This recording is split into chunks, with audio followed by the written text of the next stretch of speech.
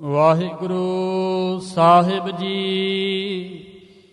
ਬਿਸਨ ਪਾਦ ਸ਼ਾਂਤ ਰਾਮਾ ਤਰਹਿ ਦੂਜੀ ਸਲੋਕ। ਆਇਆ ਤਾ ਕਾ ਸਫਲ ਹੈ ਪਰ ਉਪਕਾਰੀ ਹੋਏ। ਦੁਖ ਸਹਿ ਸਿਰ ਆਪਨੇ ਸੁਖ ਦਾਈ ਸਭ ਕੋਇ। ਆਇਆ ਤਾ ਕਾ ਸਫਲ ਹੈ। ਵਾਹਿਗੁਰੂ ਜੀ ਕਾ ਖਾਲਸਾ ਵਾਹਿਗੁਰੂ ਜੀ ਕੀ ਫਤਿਹ। ਸੱਚੇ ਪਾਤਸ਼ਾਹ ਧੰਨ ਧੰਨ ਸਤਿਗੁਰੂ ਗੁਰੂ ਗੋਬਿੰਦ ਸਿੰਘ ਜੀ ਸੋਨ ਮੰਡਲ ਇੱਕ ਜੋਗੀ ਬੈਸੀ ਨਾਰਨਾ ਪੁਰਖ ਕਹੋ ਕੋ ਕੈਸੀ। ਗੁਰੂ ਗ੍ਰੰਥ ਸਾਹਿਬ ਜੀ ਦੇ ਇਹਨਾਂ ਮਹਾਂਵਾਕਾਂ ਦੀ ਵਿਚਾਰ ਆਪ ਗੁਰੂ ਕੀਆਂ ਸਿੱਖ ਸੰਗਤਾਂ ਨੂੰ ਕੱਲ ਸਰਵਣ ਕਰਵਾ ਰਹੇ ਸਨ। ਗੁਰੂ ਗ੍ਰੰਥ ਸਾਹਿਬ ਜੀ ਦੇ ਵਿੱਚ ਵੀ ਸੱਚੇ ਪਾਤਸ਼ਾਹ ਜੀ ਨੇ ਬਚਨ ਕੀਤੇ ਨੇ। ਉਹ ਸੁਨ ਮੰਡਲ ਹੈ ਜਿੱਥੇ ਜੋਗੀ ਸੁਰਤ ਟਿਕਾ ਕੇ ਬੈਠਦੇ ਨੇ। ਜਦੋਂ ਅਵਸਥਾ ਵਿੱਚ ਉੱਪੜ ਜਾਂਦੇ ਨੇ ਉੱਥੇ ਫਿਰ ਨਾਰੀ ਪੁਰਖ ਵਾਲਾ ਸਵਾਲ ਨਹੀਂ ਰਹਿ ਜਾਂਦਾ। ਉੱਥੇ ਕੋਈ ਕਾਮ ਕਿਰਿਆ ਨਹੀਂ ਪੁਰਦੀ। ਤੇ ਸੱਚੇ ਪਾਤਸ਼ਾਹ ਜੀ ਬਚਨ ਦੱਸ ਰਹੇ ਸਨ ਵੀ ਕੰਨ ਬੜੇ ਮਨੁੱਖੀ ਜਾਮੇ ਦੇ ਪਵਿੱਤਰ ਨੇ, ਕਿਉਂਕਿ ਕੰਨਾਂ ਦੇ ਨਾਲ ਇੱਕ ਤੇ ਸ਼ਰਵਣ ਮੰਨਣ ਅਧਿਆਸਨ ਕਰੀਦਾ ਈ, ਤੇ ਦੂਜਾ ਕੰਨਾਂ ਦੇ ਨਾਲ ਹੀ ਵਾਹਿਗੁਰੂ ਦਾ ਜਾਪ ਸੁਣ ਕੇ ਅਨਹਦ ਸ਼ਬਦ ਸੁਣੀਦੇ ਨੇ। ਅਨਹਦ ਸ਼ਬਦ ਸੁਣਦਿਆਂ ਸੁਣਦਿਆਂ ਫਿਰ ਵਿਰਤੀ ਬ੍ਰਹਮੰਡ ਦਸੋਂ ਦੁਆਰੇ ਨੂੰ ਚੜ੍ਹ ਜਾਂਦੀ ਹੈ ਤੇ ਪ੍ਰਮਾਤਮਾ ਦੇ ਦਰਸ਼ਨ ਹੁੰਦੇ ਨੇ। ਜਦੋਂ ਗੁਰੂ ਖਾਲਸਾ ਜੀ ਸਮਾਧੀ ਲੱਗ ਜਾਂਦੀ ਹੈ ਫਿਰ ਸੁਨ ਮੰਡਲ ਦੇ ਵਿੱਚ, ਜਿਹਨੂੰ ਸੁਨ ਗਗਨ ਸੁਨ ਆਕਾਸ਼ ਕਰਕੇ ਗ੍ਰੰਥਾਂ ਵਿੱਚ ਲਿਖਿਆ ਹੈ, ਉੱਥੇ ਵਿਰਤੀ ਉੱਪੜ ਜਾਂਦੀ ਹੈ। ਇਹ ਸੱਚੇ ਪਾਤਸ਼ਾਹ ਗੁਰੂ ਗੋਬਿੰਦ ਸਿੰਘ ਜੀ ਨੇ ਜੋਗ ਮਤ ਨੂੰ ਦਰਸਾਇਆ ਹੈ। ਕਿਉਂਕਿ ਗੁਰੂ ਨਾਨਕ ਸਾਹਿਬ ਜੀ ਦੇ ਘਰ ਦੇ ਵਿੱਚ ਪਰਮੇਸ਼ਰ ਨੂੰ ਮਿਲਣ ਦੇ ਜਿੰਨੇ ਵੀ ਰਸਤੇ ਸਨ, ਉਹਨਾਂ ਸਾਰਿਆਂ ਨੂੰ ਥੋੜ੍ਹਾ ਥੋੜ੍ਹਾ ਅਪਣਾ ਕੇ ਇੱਕ ਨਵਾਂ ਰਸਤਾ ਤਿਆਰ ਕੀਤਾ ਹੈ। ਗੁਰੂ ਖਾਲਸਾ ਜੀ ਇੱਥੇ ਭਗਤੀ ਵੀ ਗੁਰੂ ਨਾਨਕ ਸਾਹਿਬ ਜੀ ਦੇ ਘਰ ਵਿੱਚ ਪ੍ਰਧਾਨ ਹੈ। ਇੱਥੇ ਨਿੱਜੀ ਸਰੂਪ ਦੇ ਗਿਆਨ ਦੀ ਗੱਲ ਵੀ ਕੀਤੀ ਹੈ। ਗਿਆਨ ਕਾਂਡ ਵੀ ਗੁਰੂ ਨਾਨਕ ਸਾਹਿਬ ਜੀ ਦੇ ਘਰ ਦੇ ਵਿੱਚ ਪ੍ਰਧਾਨ ਮੰਨਿਆ ਗਿਆ ਹੈ। ਇੱਥੇ ਸੁਚਮਤਾ ਰੱਖਣੀ, ਇਸ਼ਨਾਨ ਕਰਨਾ, ਨਾਮ ਜਪਣਾ, ਦਾਨ ਦੇਣਾ, ਗਰੀਬ ਦੇ ਉੱਪਰ ਦਇਆ ਕਰਨੀ, ਇਹ ਸ਼ੁਭ ਕਰਮਾਂ ਦਾ ਕਾਂਡ ਵੀ ਗੁਰੂ ਨਾਨਕ ਸਾਹਿਬ ਜੀ ਦੇ ਘਰ ਵਿੱਚ ਰੱਖਿਆ ਗਿਆ ਹੈ। ਇੱਥੇ ਜੋਗੀਆਂ ਦੀ ਜੋ ਜੋਗਾ ਰੂੜ ਵਿਰਤੀ ਹੈ, ਉਹਦਾ ਗਿਆਨ ਵੀ ਗੁਰੂ ਨਾਨਕ ਸਾਹਿਬ ਜੀ ਦੇ ਘਰ ਦੇ ਵਿੱਚ ਰੱਖਿਆ ਗਿਆ ਹੈ। ਮਾਤਾ ਗੁਜਰੀ ਜੀ ਉਹ ਜੋਗ ਮਤ ਦੇ ਧਾਰਨੀ ਸਨ।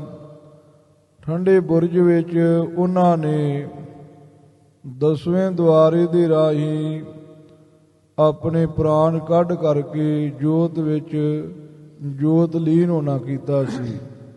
ਬ੍ਰਹਮ ਰੰਧਰ ਨਾੜੀ ਨੂੰ ਫੋੜ ਕਰਕੇ ਜੋਤੀ ਵਿੱਚ ਜੋਤ ਮਿਲਾਈ ਸੀ। 10ਵੇਂ ਪਾਤਸ਼ਾਹ ਜੀ ਨੇ ਜ਼ਿਕਰ ਕੀਤਾ ਹੈ, ਤਾਤ ਮਾਤ ਮੁਰ ਅਲਖ ਅਰਾਧਾ ਬਹੁ ਬਿਦ ਜੋਗ ਸਾਧਨਾ ਸਾਧਾ। ਸਾਡੇ ਮਾਤਾ ਪਿਤਾ ਜੀ ਗੁਰੂ ਤੇਗ ਬਹਾਦਰ ਸਾਹਿਬ ਜੀ ਤੇ ਮਾਤਾ ਗੁਜਰੀ ਜੀ, ਉਹਨਾਂ ਨੇ ਜੋਗ ਮਤ ਦੇ ਨਾਲ ਬੜਾ ਵਾਹਿਗੁਰੂ ਅਕਾਲ ਪੁਰਖ ਪਰਮੇਸ਼ਰ ਨੂੰ ਆਰਾਧਨ ਕੀਤਾ। ਇਹ ਸੱਚੇ ਪਾਤਸ਼ਾਹ ਜੀ ਦੇ ਬਚਨ ਹਨ। ਸੋ ਆਪ ਗੁਰੂ ਕੀਆਂ ਸਿੱਖ ਸੰਗਤਾਂ ਨੇ ਕੱਲ ਮਹਾਰਾਜ ਸਾਹਿਬ ਜੀ ਦੇ ਵਿਚਾਰ ਸਰਵਣ ਕੀਤੇ ਨੇ। ਪਿਆਰੇ ਭਾਈ ਦਇਆ ਸਿੰਘ ਜੀ ਸੱਚੇ ਪਾਤਸ਼ਾਹ ਜੀ ਦੇ ਲਿਖਾਰੀ ਲੱਗ ਕਰਕੇ ਪਾਵਨ ਬੀੜ ਲਿਖ ਰਹੇ ਸਨ। ਤੇ ਸੱਚੇ ਪਾਤਸ਼ਾਹ ਜੀ ਨੂੰ ਬੇਨਤੀ ਕੀਤੀ, ਗੁਰੂ ਗਰੀਬ ਨਵਾਜ, ਜਹਾਨ ਦੇ ਉੱਪਰ ਆਇਆ ਕਿਹਨਾਂ ਦਾ ਸਫਲਾ ਏ। ਚੱਲਦੇ ਪ੍ਰਸੰਗ ਵਿੱਚ ਸਵਾਲ ਕੀਤਾ ਏ। ਆਪ ਜੀ ਨੇ ਕੰਨ ਵੀ ਸਫਲੇ ਦੱਸ ਦਿੱਤੇ ਨੇ, ਨੇਤਰ ਵੀ ਸਫਲੇ ਦੱਸ ਦਿੱਤੇ ਨੇ ਕਿ ਕੰਨ ਉਹ ਸਫਲੇ ਨੇ, ਸਾਹ ਸ਼ਰਵਣ ਪੁਨੀਤ, ਜਸ ਸ਼ਰਵਣ ਲੇਖੇ। ਕੰਨ ਉਹ ਸਫਲੇ ਨੇ ਜਿਹੜੇ ਵਾਹਿਗੁਰੂ ਦਾ ਜਸ ਸੁਣਦੇ ਨੇ। ਨੇਤਰ ਉਹ ਸਫਲੇ ਨੇ ਜਿਹੜੇ ਘਾਟ ਘਾਟ ਵਿੱਚ ਰਾਮ ਨੂੰ ਦੇਖਦੇ ਨੇ। ਮਹਾਰਾਜ ਆਇਆ ਕਿਹਨਾਂ ਦਾ ਸਫਲਾ ਏ। ਤਾਂ ਸੱਚੇ ਪਾਤਸ਼ਾਹ ਜੀ ਕਿਰਪਾ ਕਰਨ ਲੱਗੇ ਨੇ। ਬਿਸਨ ਪਾਦ ਸ਼ਾਂਤ ਰਾਮਾ ਤਰਹਿ ਦੂਜੀ ਸਲੋਕ, ਆਇਆ ਤਾ ਕਾ ਸਫਲ ਹੈ। ਸੱਚੇ ਪਾਤਸ਼ਾਹ ਜੀ ਕਹਿੰਦੇ ਨੇ ਵੀ ਉਹਨਾਂ ਦਾ ਆਇਆ ਸਫਲਾ ਏ ਜਹਾਨ ਦੇ ਉੱਪਰ, ਪਰ ਉਪਕਾਰੀ ਹੋਏ। ਹਾਂ, ਤਿਨਾਂ ਦਾ ਆਇਆ ਸਫਲਾ ਏ ਜਿਹੜੇ ਪਰਉਪਕਾਰੀ ਹੁੰਦੇ ਨੇ। ਪਰਾਏ ਵਾਸਤੇ ਪਰਉਪਕਾਰ ਕਰਨਾ ਬੜਾ ਔਖਾ ਏ। ਉਪਕਾਰ ਗੁਰੂ ਖਾਲਸਾ ਜੀ 3 ਤਰੀਕੇ ਦਾ ਹੁੰਦਾ ਏ ਪਰਾਏ ਦੇ ਉੱਪਰ। ਇੱਕ ਉਪਕਾਰ ਹੈ ਵੀ ਆਪਣਾ ਵੀ ਕੰਮ ਸਵਾਰ ਲੈਣਾ ਤੇ ਦੂਜੇ ਦਾ ਵੀ ਕੰਮ ਸਵਾਰ ਦੇਣਾ। ਇੱਕ ਉਪਕਾਰ ਹੈ ਵੀ ਆਪਣਾ ਵਿਗੜਨਾ ਕੁਝ ਨਾ ਤੇ ਦੂਜੇ ਦਾ ਸੌਰ ਜਾਣਾ। ਇਹ ਦੋ ਪਰਉਪਕਾਰ ਤੇ ਆਮ ਦੁਨੀਆ ਕਰ ਲੈਂਦੀ ਹੈ। ਤੀਜਾ ਪਰਉਪਕਾਰ ਹੁੰਦਾ ਏ ਵੀ ਆਪਣਾ ਗਵਾ ਲੈਣਾ ਤੇ ਦੂਜੇ ਨੂੰ ਸਵਾਰ ਦੇਣਾ। ਜੈਸੇ ਪੰਥ ਰਤਨਾ ਮਹਾਂਪੁਰਖ ਤਰਨੇ ਦਲ ਦੀ ਸ਼ਾਨ ਉੱਚ ਮਰਿਆਦਾ ਨੂੰ ਨਿਭਾਉਣ ਵਾਲੇ ਦੇਖ ਦੇਖ ਦੇ ਧਨੀ ਮਹਾਂਪੁਰਖ ਬਾਬਾ ਬਿਸ਼ਨ ਸਿੰਘ ਸਾਹਿਬ ਜੀ, ਤਰਨਾ ਦਲ ਸ਼੍ਰੀ ਮਿਸਲ ਸ਼ਹੀਦਾਂ ਦੇ 12ਵੇਂ ਜਥੇਦਾਰ ਬਾਬਾ ਦੀਪ ਸਿੰਘ ਸਾਹਿਬ ਜੀ ਦੀ ਗੱਦੀ ਦੇ ਵਾਰਸ ਤੇ ਬਾਬੇ ਬਕਾਲੇ ਸਾਹਿਬ ਵਾਲੇ ਮਹਾਂਪੁਰਖ ਹੋਏ ਨੇ। ਉਹ ਮਹਾਂਪੁਰਖ ਦੂਜਿਆਂ ਦਾ ਦੁੱਖ ਆਪਣੇ ਤਨ ਤੇ ਲੈ ਲੈਂਦੇ ਸਨ। ਬੇਨਤੀ ਕਰਨੀ, ਮਹਾਂਪੁਰਖੋ ਮੈਂ ਤੰਗ ਬੜਾ ਹਾਂ, ਗੁਰੂ ਘਰ ਵਿੱਚ ਇੰਨਾ ਚਿਰ ਸੇਵਾ ਕਰਾਂਗਾ ਜਾਂ ਗੁਰੂ ਘਰ ਦੇ ਨਾਮ ਮੈਂ ਆਪਣੀ ਜ਼ਮੀਨ ਲਗਾਵਾਂਗਾ।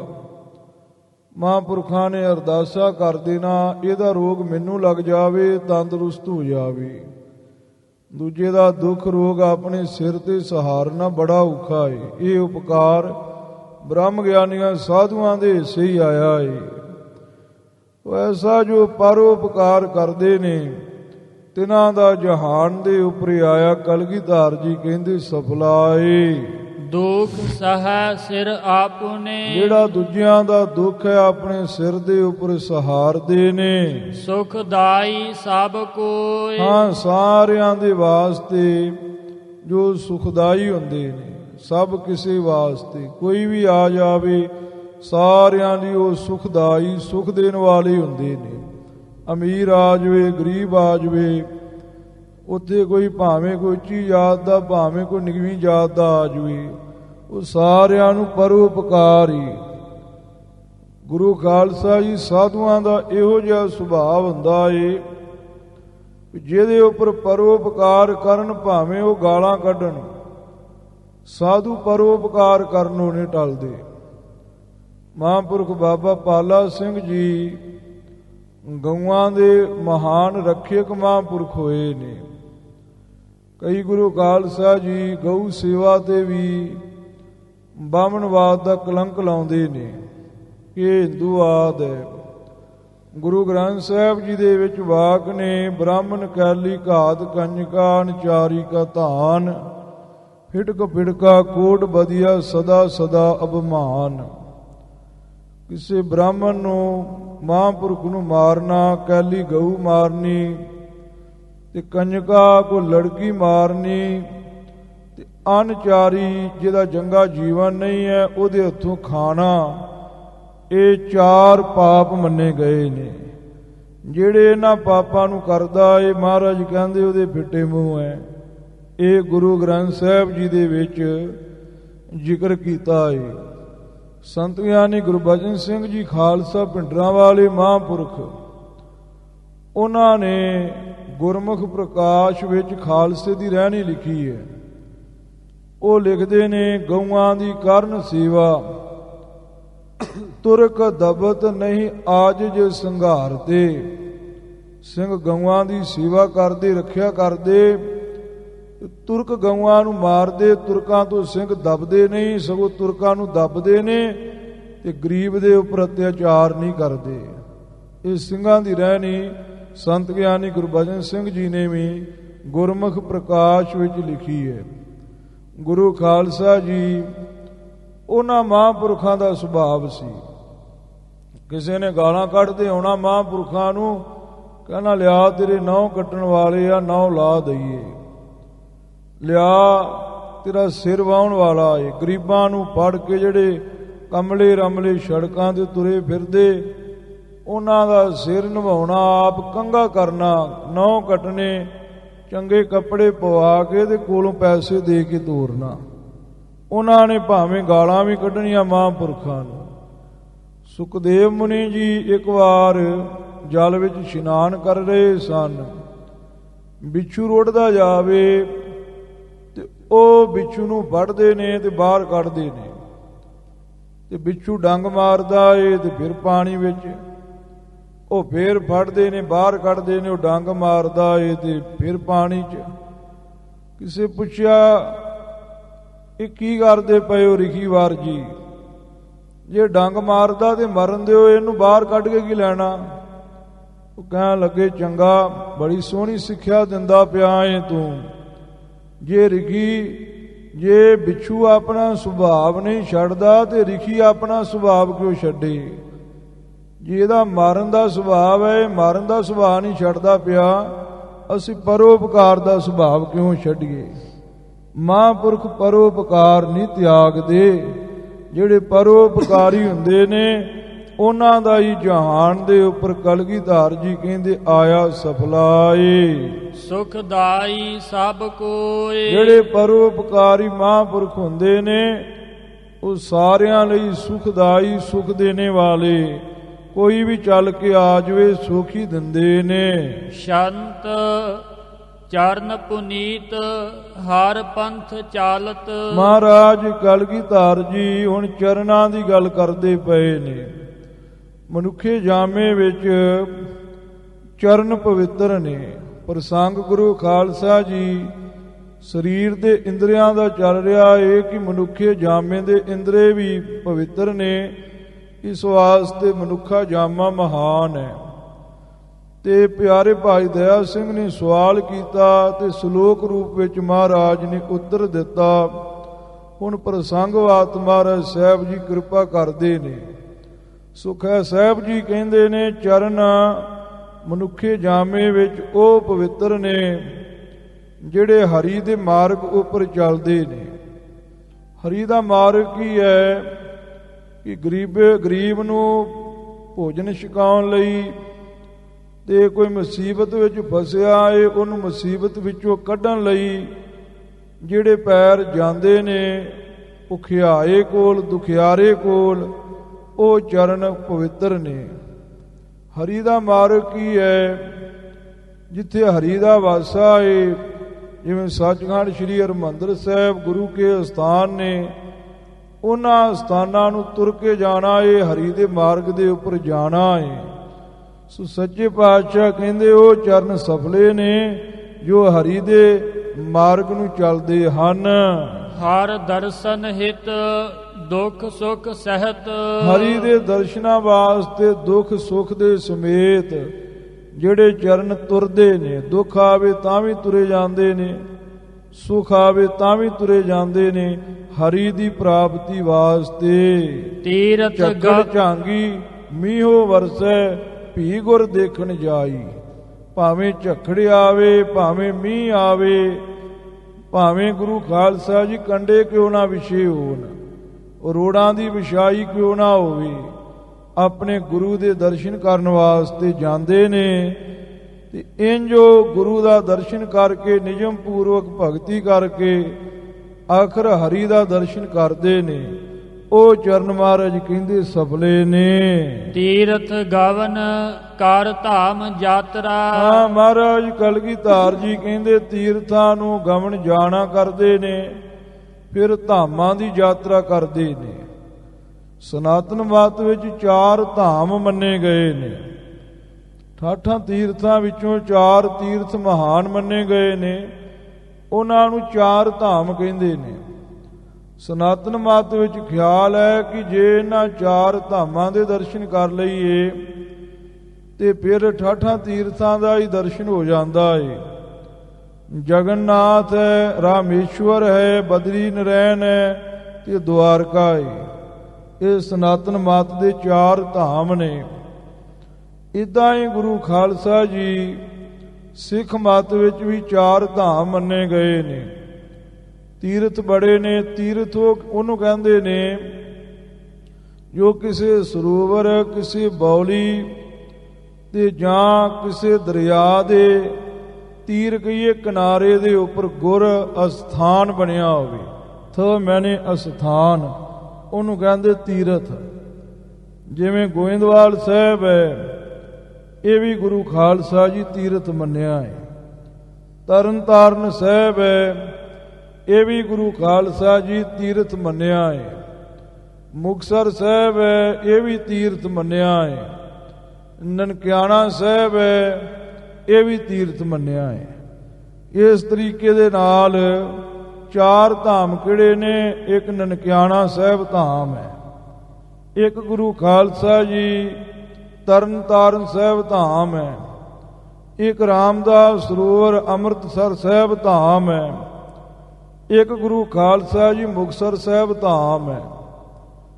ਕੁਝ ਗੁਰੂ ਖਾਲਸਾ ਜੀ ਦਮਦਮਾ ਸਾਹਿਬ ਨੂੰ ਧਾਮ ਮੰਨਦੇ ਨੇ ਮੁਕਤਸਰ ਸਾਹਿਬ ਦੀ ਜਗ੍ਹਾ ਦੇ ਉੱਪਰ। ਅੱਜ ਕੱਲ੍ਹ ਭਾਵੇਂ ਮੁਕਤਸਰ ਸਾਹਿਬ ਨੂੰ ਧਾਮ ਆਖਣ ਲੱਗ ਪਏ ਨੇ।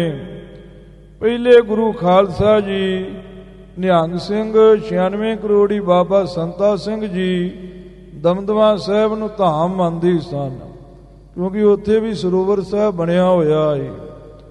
ਬਾਅਦ ਵਿੱਚ ਗੁਰੂ ਖਾਲਸਾ ਜੀ ਜਦੋਂ ਤਖ਼ਤ ਸਾਹਿਬ ਦੀ ਮਾਨਤਾ ਗੁਰੂ ਕੀ ਕਾਂਸ਼ੀ ਨੂੰ ਦੇ ਦਿੱਤੀ, ਫਿਰ ਮੁਕਤਸਰ ਸਾਹਿਬ ਨੂੰ ਧਾਮ ਮੰਨਣ ਲੱਗ ਪਏ। ਇਸ ਤਰੀਕੇ ਦੇ ਨਾਲ ਵਰਤਾਰਾ ਵਰਤਿਆ ਹੈ। ਸੋ ਸੱਚੇ ਪਾਤਸ਼ਾਹ ਜੀ ਕਹਿੰਦੇ ਨੇ ਧਾਮ ਕਹੀਏ ਜਿਹੜੇ ਗੁਰੂ ਦੇ ਖਾਸ ਅਸਥਾਨ ਨੇ, ਹਰੀ ਦੇ ਧਾਮ ਕਹੀਏ ਘਰ ਨੇ, ਉਹਨਾਂ ਦੀ ਯਾਤਰਾ ਕਰਦੇ ਨੇ। ਇਸ ਵਾਸਤੇ ਚਰਨ ਸਫਲੇ ਨੇ। ਸੀਤ ਉਸਨ ਸਾਮ ਕਰ ਲਖਤ।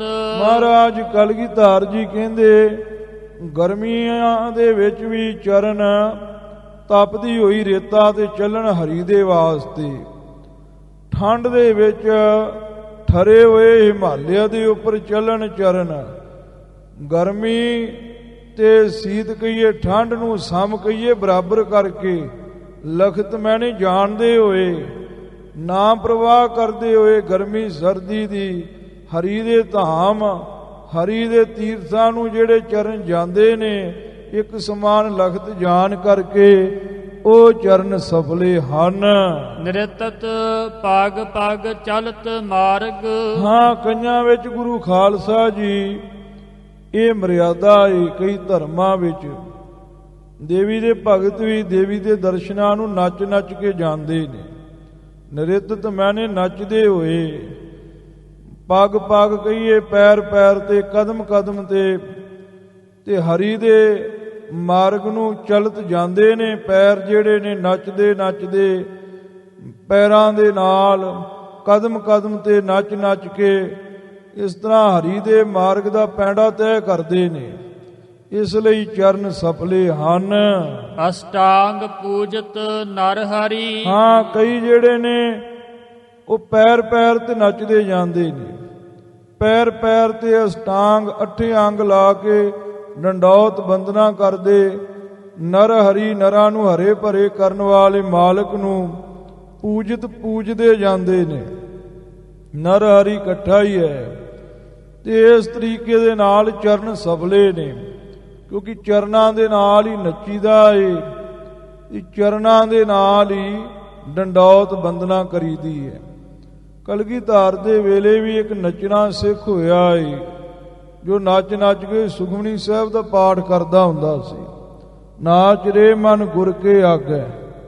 ਗੁਰੂ ਗ੍ਰੰਥ ਸਾਹਿਬ ਵਿੱਚ ਵੀ ਵਾਕ ਨੇ, ਕਈ ਗੁਰੂ ਖਾਲਸਾ ਜੀ ਪ੍ਰੇਮ ਵਿੱਚ ਆ ਕੇ ਨੱਚਣੇ ਲੱਗ ਪੈਂਦੇ ਨੇ, ਇੰਨਾ ਚਾਅ ਚੜ ਜਾਂਦਾ ਪ੍ਰਭੂ ਦਰਸ਼ਨਾਂ ਦਾ, ਉਹਨਾਂ ਦਾ ਅੰਗ ਪ੍ਰਤੰਗ ਉੱਠਦਾ ਏ। ਪ੍ਰੇਮ ਵਿੱਚ ਨੱਚਣਾ ਇਹ ਕੋਈ ਹੋਰ ਬਾਤ ਹੈ। ਗੁਰੂ ਖਾਲਸਾ ਜੀ ਜਿਹੜਾ ਐਵੇਂ ਨੱਚਣਾ ਕੁੱਦਣਾ ਏ, ਪਿੱਛੋਂ ਪੰਕਤੀ ਸੁਣਾ ਦੇਣੀ ਹੈ, ਨੱਚਣ ਕੁੱਦਣ ਮਨ ਕਾ ਚਾਓ। ਇਹ ਮਨ ਦਾ ਚਾਅ ਇਹ ਗੁਰੂ ਦਾ ਨਹੀਂ, ਇਹ ਵੀ ਨਾਲ ਸਮਝ ਲੈਣਾ ਚਾਹੀਦਾ ਹੈ। ਇਹ ਗੁਰੂ ਖਾਲਸਾ ਜੀ ਪਖੰਡਵਾਦ ਹੈ, ਇਸ ਪਖੰਡ ਦੇ ਵਿੱਚ ਨਹੀਂ ਪੈਣਾ ਚਾਹੀਦਾ। ਇਹਦੀ ਹਾਮਿਆਂ ਗੁਰਮਤਿ ਨਹੀਂ ਭਰਦੀ ਗੁਰੂ ਖਾਲਸਾ ਜੀ। ਇਸ ਲਈ ਸੱਚੇ ਪਾਤਸ਼ਾਹ ਜੀ ਕਹਿੰਦੇ ਨੇ, ਪਿਆਰ ਕਰਕੇ, ਪਿਆਰ ਵਿੱਚ ਭਿੱਜ ਕਰਕੇ ਜਿਹੜੇ ਪੈਰ ਪੈਰ ਤੇ ਨੱਚਦੇ ਜਾਂਦੇ ਨੇ, ਡੰਡੌਤ ਬੰਦਨਾ ਕਰਕੇ ਹਰੀ ਨੂੰ ਪੂਜਦੇ ਜਾਂਦੇ ਨੇ, ਉਹ ਚਰਨ ਸਫਲੇ ਹਨ। ਪੱਗ ਬਾਂਧ ਘੁੰਗਰ ਝਾਂਝ ਨੇਵਰ। ਕਈ ਪੈਰਾਂ ਵਿੱਚ ਘੁੰਗਰੂ ਬੰਨ੍ਹ ਕੇ ਨੱਚਦੇ ਜਾਂਦੇ ਨੇ। ਦੇਵੀ ਭਗਤ, ਦੇਵਤਿਆਂ ਦੀ ਪੂਜਾ ਕਰਨ ਵਾਲੇ, ਦੇਵੀ ਰੂਪ ਕਰਕੇ ਰੱਬ ਨੂੰ ਧਿਆਉਣ ਵਾਲੇ ਜਿਹੜੇ ਭਗਤ ਨੇ। ਤੇ ਕਈ ਝਾਂਜਰਾਂ, ਝਾਂਜ ਨਾਮ ਵੀ ਝਾਂਜਰਾਂ ਤੇ ਨੇਵਰ ਮੈਨੇ ਵੀ ਝਾਂਜਰਾਂ। ਕਈਆਂ ਨੇ ਛੋਟੀਆਂ ਝਾਂਜਰਾਂ ਬੱਧੀਆਂ ਹੁੰਦੀਆਂ ਨੇ, ਕਈਆਂ ਨੇ ਵੱਡੀਆਂ ਬੱਧੀਆਂ ਹੁੰਦੀਆਂ ਨੇ, ਕਈਆਂ ਘੁੰਗਰੂ ਹੀ ਪਾਏ ਹੁੰਦੇ ਨੇ। ਤੇ ਇਸ ਤਰੀਕੇ ਦੇ ਨਾਲ ਪੈਰਾਂ ਨਾਲ ਘੁੰਗਰੂ ਬੰਨ੍ਹ ਕੇ ਘੁੰਗਰੂ ਖੜਕਾਉਂਦੇ ਪਰਮੇਸ਼ਰ ਦੇ ਦਰ ਤੇ ਜਾਂਦੇ ਨੇ। ਨ੍ਰਿਤ ਪਦ ਪਦ ਹੋਤਰੀ। ਹਾਂ, ਨਾਚ ਹੁੰਦਾ ਏ, ਪੈਰ ਪੈਰ ਤੇ ਨੱਚਦੇ ਜਾਂਦੇ ਨੇ, ਕਦਮ ਕਦਮ ਤੇ। ਇਸ ਵਾਸਤੇ ਪੈਰ ਸਫਲੇ ਨੇ, ਕਿਉਂਕਿ ਪੈਰਾਂ ਨੂੰ ਹੀ ਘੁੰਗਰੂ ਬੰਨੀਦੇ ਨੇ, ਪੈਰਾਂ ਦੇ ਨਾਲ ਹੀ ਨੱਚੀਦਾ ਏ।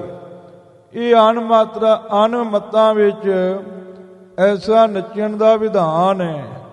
ਪਰ ਗੁਰੂ ਖਾਲਸਾ ਜੀ ਗੁਰਮਤਿ ਇਸ ਗੱਲ ਦੀ ਹਾਮਿਆਂ ਨਹੀਂ ਭਰਦੀ। ਇਸ ਲਈ ਇਹ ਤੁਕ ਦਾ ਗੁਰਮਤਿ ਦੇ ਅਨੁਸਾਰ ਅਰਥ ਇਉਂ ਸਮਝਣਾ ਹੈ। ਇਸ ਤਰੀਕੇ ਨਾਲ ਮਹਾਰਾਜ ਸਾਹਿਬ ਜੀ ਸਮਝਾਉਂਦੇ ਨੇ। ਪੱਗ ਬਾਂਧ ਘੁੰਗਰ ਝਾਂਝ ਨੇਵਰ। ਹਾਂ, ਜਿਹੜੀ ਮਨ ਕਰਕੇ ਪਰਮੇਸ਼ਰ ਦੀ ਆਗਿਆ ਮੰਨਣੀ ਹੈ, ਇਹ ਗੁਰੂ ਖਾਲਸਾ ਜੀ ਮਾਨੋ ਪੈਰਾਂ ਦੇ ਵਿੱਚ ਨੇਵਰ ਵੱਡੀ ਝਾਂਜਰ ਬੰਨਣੀ ਹੈ। ਜਿਹੜੀ ਤਨ ਕਰਕੇ ਪਰਮੇਸ਼ਰ ਦੀ ਆਗਿਆ ਮੰਨਣੀ ਹੈ, ਇਹ ਮਾਨੋ ਪੈਰਾਂ ਦੇ ਵਿੱਚ ਛੋਟੀ ਝਾਂਜਰ ਬੰਨਣੀ ਹੈ। ਜਿਹੜਾ ਗੁਰੂ ਖਾਲਸਾ ਜੀ ਬਾਣੀ ਕਰਕੇ, ਕਰਮਾਂ ਕਰਕੇ ਪਰਮੇਸ਼ਰ ਦੇ ਭਾਣੇ ਵਿੱਚ ਰਹਿਣਾ ਹੈ, ਇਹ ਮਾਨੋ ਵੀ ਵੱਡੇ ਘੁੰਗਰੂ ਹੀ ਬੰਨਣੇ ਹੈ ਪੈਰਾਂ ਦੇ ਵਿੱਚ। ਜਿੱਧਰ ਨੂੰ ਪਰਮੇਸ਼ਰ ਦੀ ਆਗਿਆ ਹੋਵੇ, ਆਗਿਆ ਦੇ ਅਨੁਸਾਰ ਜਾਣਾ, ਇਹ ਗੁਰੂ ਖਾਲਸਾ ਜੀ ਮਾਨੋ ਪੈਰਾਂ ਵਿੱਚ ਘੁੰਗਰੂ ਹੈ, ਝਾਂਝ ਝਾਂਜਰਾਂ, ਨੇਵਰ ਗੁਰੂ ਖਾਲਸਾ ਜੀ ਵੱਡੀਆਂ ਝਾਂਜਰਾਂ ਨੇ।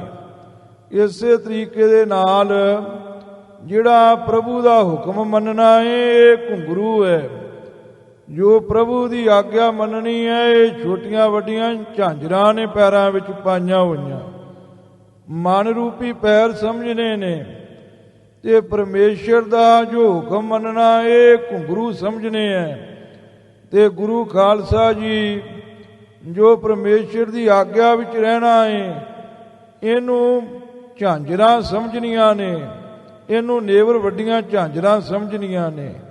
ਅੱਠੇ ਪੈਰ ਜੋ ਪ੍ਰਭੂ ਦੀ ਆਗਿਆ ਵਿੱਚ ਰਹਿਣਾ ਹੈ, ਮਨ ਕਰਕੇ ਪ੍ਰਭੂ ਦੀ ਆਗਿਆ ਨੂੰ ਮੰਨਣਾ ਹੈ, ਪ੍ਰਭੂ ਦੀ ਆਗਿਆ ਵਿੱਚ ਮਨ ਨੂੰ ਰੱਖਣਾ ਹੈ। ਇਹ ਮਾਨੋ ਮਨ ਰੂਪੀ ਪੈਰਾਂ ਦੇ ਵਿੱਚ ਘੁੰਗਰੂਆਂ ਤੇ ਝਾਂਜਰਾਂ ਰੂਪੀ ਆਗਿਆ, ਇਹ ਮਾਨੋ ਕਿ ਮਨ ਰੂਪੀ ਪੈਰਾਂ ਦੇ ਵਿੱਚ ਆਗਿਆ ਮੰਨਣ ਰੂਪ ਘੁੰਗਰੂ ਤੇ ਝਾਂਜਰਾਂ ਪਾਈਆਂ ਹੋਈਆਂ ਨੇ। ਇਸੇ ਤਰੀਕੇ ਦੇ ਨਾਲ ਗੁਰੂ ਖਾਲਸਾ ਜੀ ਤਿੰਨ ਪ੍ਰਕਾਰ ਦੇ ਕਰਮ ਹੁੰਦੇ ਨੇ। ਕਿਰਿਆਮਾਨ ਕਰਮ, ਸੰਚਿਤ ਕਰਮ ਤੇ ਪਰਾਰਬਧ ਕਰਮ। ਪਰਮੇਸ਼ਰ ਦੀ ਆਗਿਆ ਵਿੱਚ ਰਹਿ ਕਰਕੇ ਨੇਵਰ ਮੈਨੇ ਕਿਰਿਆਮਾਨ ਕਰਮ ਕਰਨੇ ਹੈ, ਝਾਂਜ ਮੈਨੇ ਪਰਾਰਬਧ ਗੁਜ਼ਾਰਨੀ ਹੈ। ਘੁੰਗਰੂ ਮੈਨੇ ਜੋ ਸੰਚਿਤ ਕਰਮ ਹੈ ਉਹਨਾਂ ਦਾ ਭੁਗਤਾਨ ਵੀ ਪਰਮੇਸ਼ਰ ਦੀ ਰਿਆ ਵਿੱਚ ਰਹਿ ਕਰਕੇ ਕਰਨਾ ਹੈ। ਇਹ ਗੁਰੂ ਖਾਲਸਾ ਜੀ ਸਮਝ ਲਓ ਵੀ ਮਨ ਰੂਪੀ ਪੈਰ ਦੇ ਨਾਲ ਘੁੰਗਰੂ ਤੇ ਝਾਂਜਰਾਂ ਪਾਈਆਂ ਹੋਈਆਂ ਨੇ। ਇਸ ਤਰੀਕੇ ਦੇ ਨਾਲ ਇਹ ਗੁਰਮਤਿ ਦੇ ਅਨੁਸਾਰ ਅਰਥ ਸਮਝਣਾ ਹੈ। ਨਿਰਤ ਪਦ ਪਦ ਹੋਤਰੀ। ਹਾਂ, ਗੁਰੂ ਖਾਲਸਾ ਜੀ ਅੰਨ ਮੱਤਾਂ ਵਿੱਚ ਨੱਚਦੇ ਜਾਂਦੇ ਨੇ ਪੈਰ ਪੈਰ ਤੇ। ਜਿਹੜਾ ਪਰਮੇਸ਼ਰ ਦਾ ਭਾਣਾ ਮੰਨਣਾ ਇਹੋ ਹੀ ਨੱਚਣਾ ਹੈ। ਉਹਦੇ ਭਾਣੇ ਵਿੱਚ ਰਹਿ ਕਰਕੇ ਜਿਹੜੇ ਸੰਸਾਰ ਦੇ ਵਿਵਹਾਰ ਕਰਨੇ ਹੈ ਇਹ ਮਾਨੋ ਪੈਰ ਪੈਰ ਤੇ ਨੱਚਣਾ ਹੈ। ਇਸ ਤਰੀਕੇ ਨਾਲ ਇਹ ਗੁਰਮਤਿ ਦੇ ਅਨੁਸਾਰ ਸਮਝਣਾ ਹੈ। ਸੋ ਪੈਰ ਪੈਰ ਤੇ ਜੋ ਨੱਚਣਾ ਹੈ ਉਹ ਪ੍ਰਭੂ ਦਾ ਭਾਣਾ ਮੰਨਣਾ ਹੈ। ਭਾਣਾ ਮੰਨਣ ਰੂਪ ਪੈਰ ਪੈਰ ਦੇ ਨਾਲ ਨੱਚਣਾ, ਇਹ ਲੋਕ ਤੋਂ ਪਰਲੋਕ ਵਿੱਚ ਜਾਣਾ, ਇਹ ਸਮਝਣਾ ਹੈ ਕਿ ਹਰੀ ਦੇ ਧਾਮ ਨੂੰ ਜਾ ਰਹੇ ਹੈ। ਜਿੱਦਾਂ ਗੁਰੂ ਖਾਲਸਾ ਜੀ ਹਰੀ ਦੇ ਧਾਮ ਨੂੰ ਰਸਤੇ ਉੱਪਰ ਤੁਰ ਕੇ ਜਾਂਦੇ ਨੇ, ਪੈਰਾਂ ਵਿੱਚ ਘੁੰਗਰੂ ਬੰਨ੍ਹ ਕੇ ਪਾਇਲਾਂ ਪਾ ਕੇ ਨੱਚਦੇ ਜਾਂਦੇ ਨੇ। ਇਹ ਗੁਰੂ ਖਾਲਸਾ ਜੀ ਅੰਨ ਮੱਤਾਂ ਦਾ ਹੈ।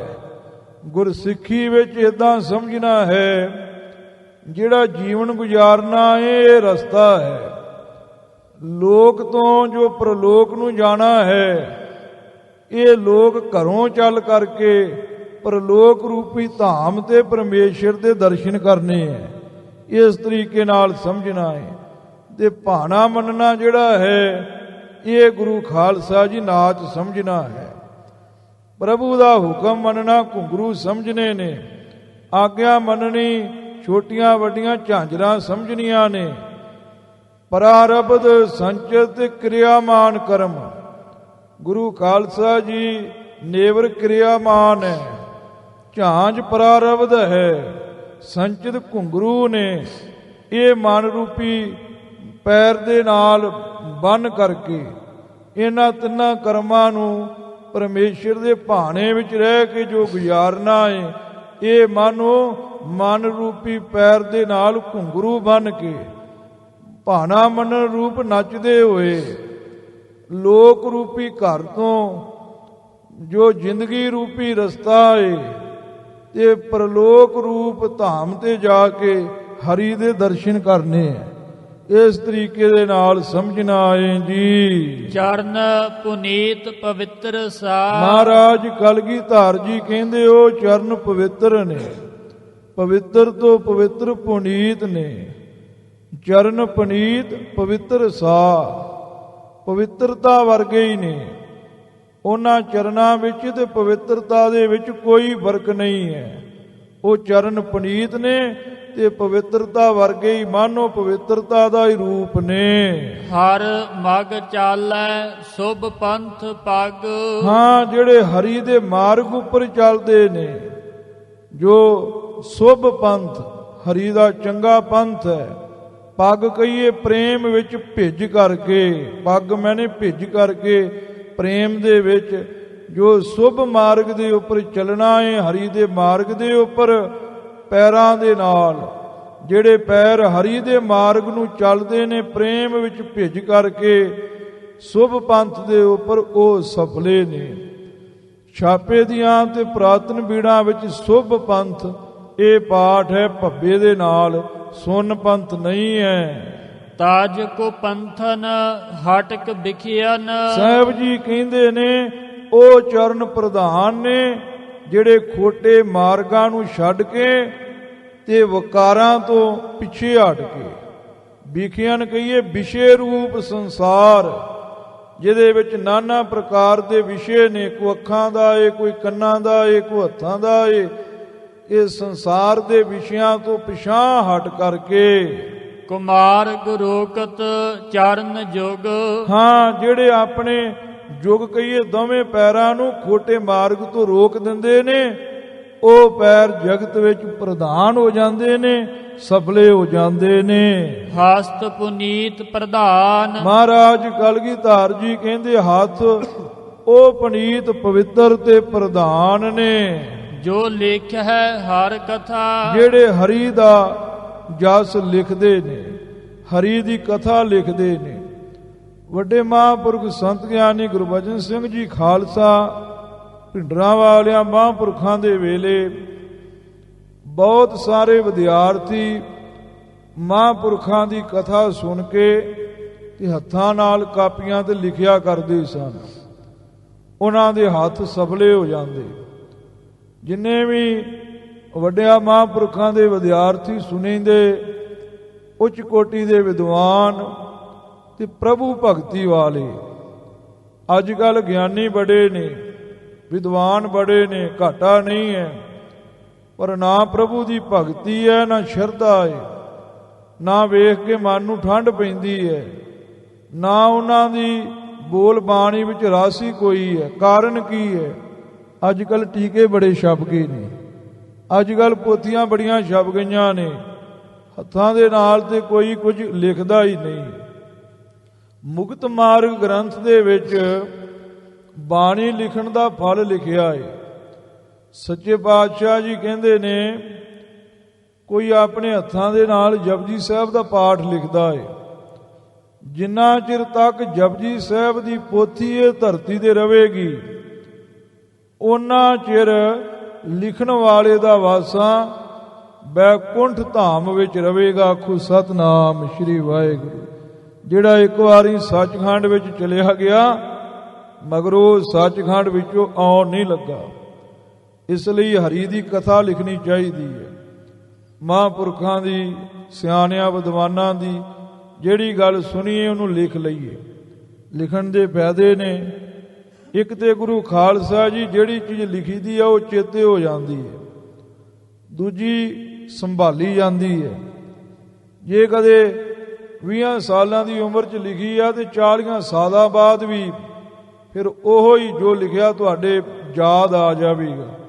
ਉਹ ਜ਼ਿੰਦਗੀ ਦੇ ਪਲ ਵੀ ਤੇ ਉਹ ਲਿਖੀ ਹੋਈ ਮਹਾਂਪੁਰਖਾਂ ਸਿਆਣਿਆਂ ਦੀ ਉਗਤੀ ਜੁਗਤੀ ਵੀ ਤੁਹਾਡੇ ਚੇਤੇ ਆ ਜਾਵੇਗੀ।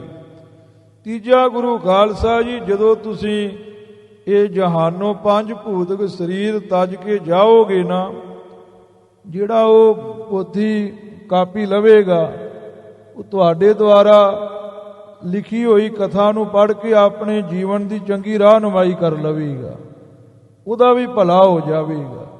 ਇਸ ਲਈ ਇਹ ਕਥਾ ਲਿਖਣ ਦਾ ਬੜਾ ਵੱਡਾ ਪੁੰਨ ਹੈ। ਕਈ ਗੁਰੂ ਖਾਲਸਾ ਜੀ ਜਦੋਂ ਲਿਖਦੇ ਨੇ ਨਾ, ਉਹ ਇਦਾਂ ਲਿਖਦੇ ਨੇ ਕਿ ਦੂਜੇ ਨੂੰ ਨਾ ਪਤਾ ਲੱਗੇ। ਉਹ ਲਿਖਦੇ ਨੇ ਤੇ ਉਹ ਗੁਰੂ ਖਾਲਸਾ ਜੀ ਇਲ ਬਲਿਲੀਆਂ ਹੀ ਲਿਖੀ ਜਾਂਦੇ ਨੇ। ਪੰਜਾਬੀ ਵਿੱਚ ਮੈਂ ਕਹਾਂ ਤੇ ਉਹ ਪਤਾ ਹੀ ਨਹੀਂ ਲੱਗਦਾ। ਜਿਵੇਂ ਡਾਕਟਰਾਂ ਦੀ ਬੋਲੀ ਹੁੰਦੀ ਆ ਨਾ, ਵੀ ਜੋ ਲਿਖਿਆ ਉਹਨਾਂ ਨੂੰ ਹੀ ਪਤਾ ਲੱਗੇ, ਹੋਰ ਨਾ ਕਿਸੇ ਨੂੰ ਪਤਾ ਲੱਗੇ। ਇੰਜ ਗੁਰੂ ਖਾਲਸਾ ਜੀ ਲਿਖਦੇ ਨੇ। ਪਰ ਐਸੀ ਖੁਟਿਆਈ ਨਹੀਂ ਮਨ ਵਿੱਚ ਰੱਖਣੀ ਚਾਹੀਦੀ, ਸਾਫ਼ ਅੱਖਰ ਪਾਉਣਾ ਚਾਹੀਦਾ ਹੈ।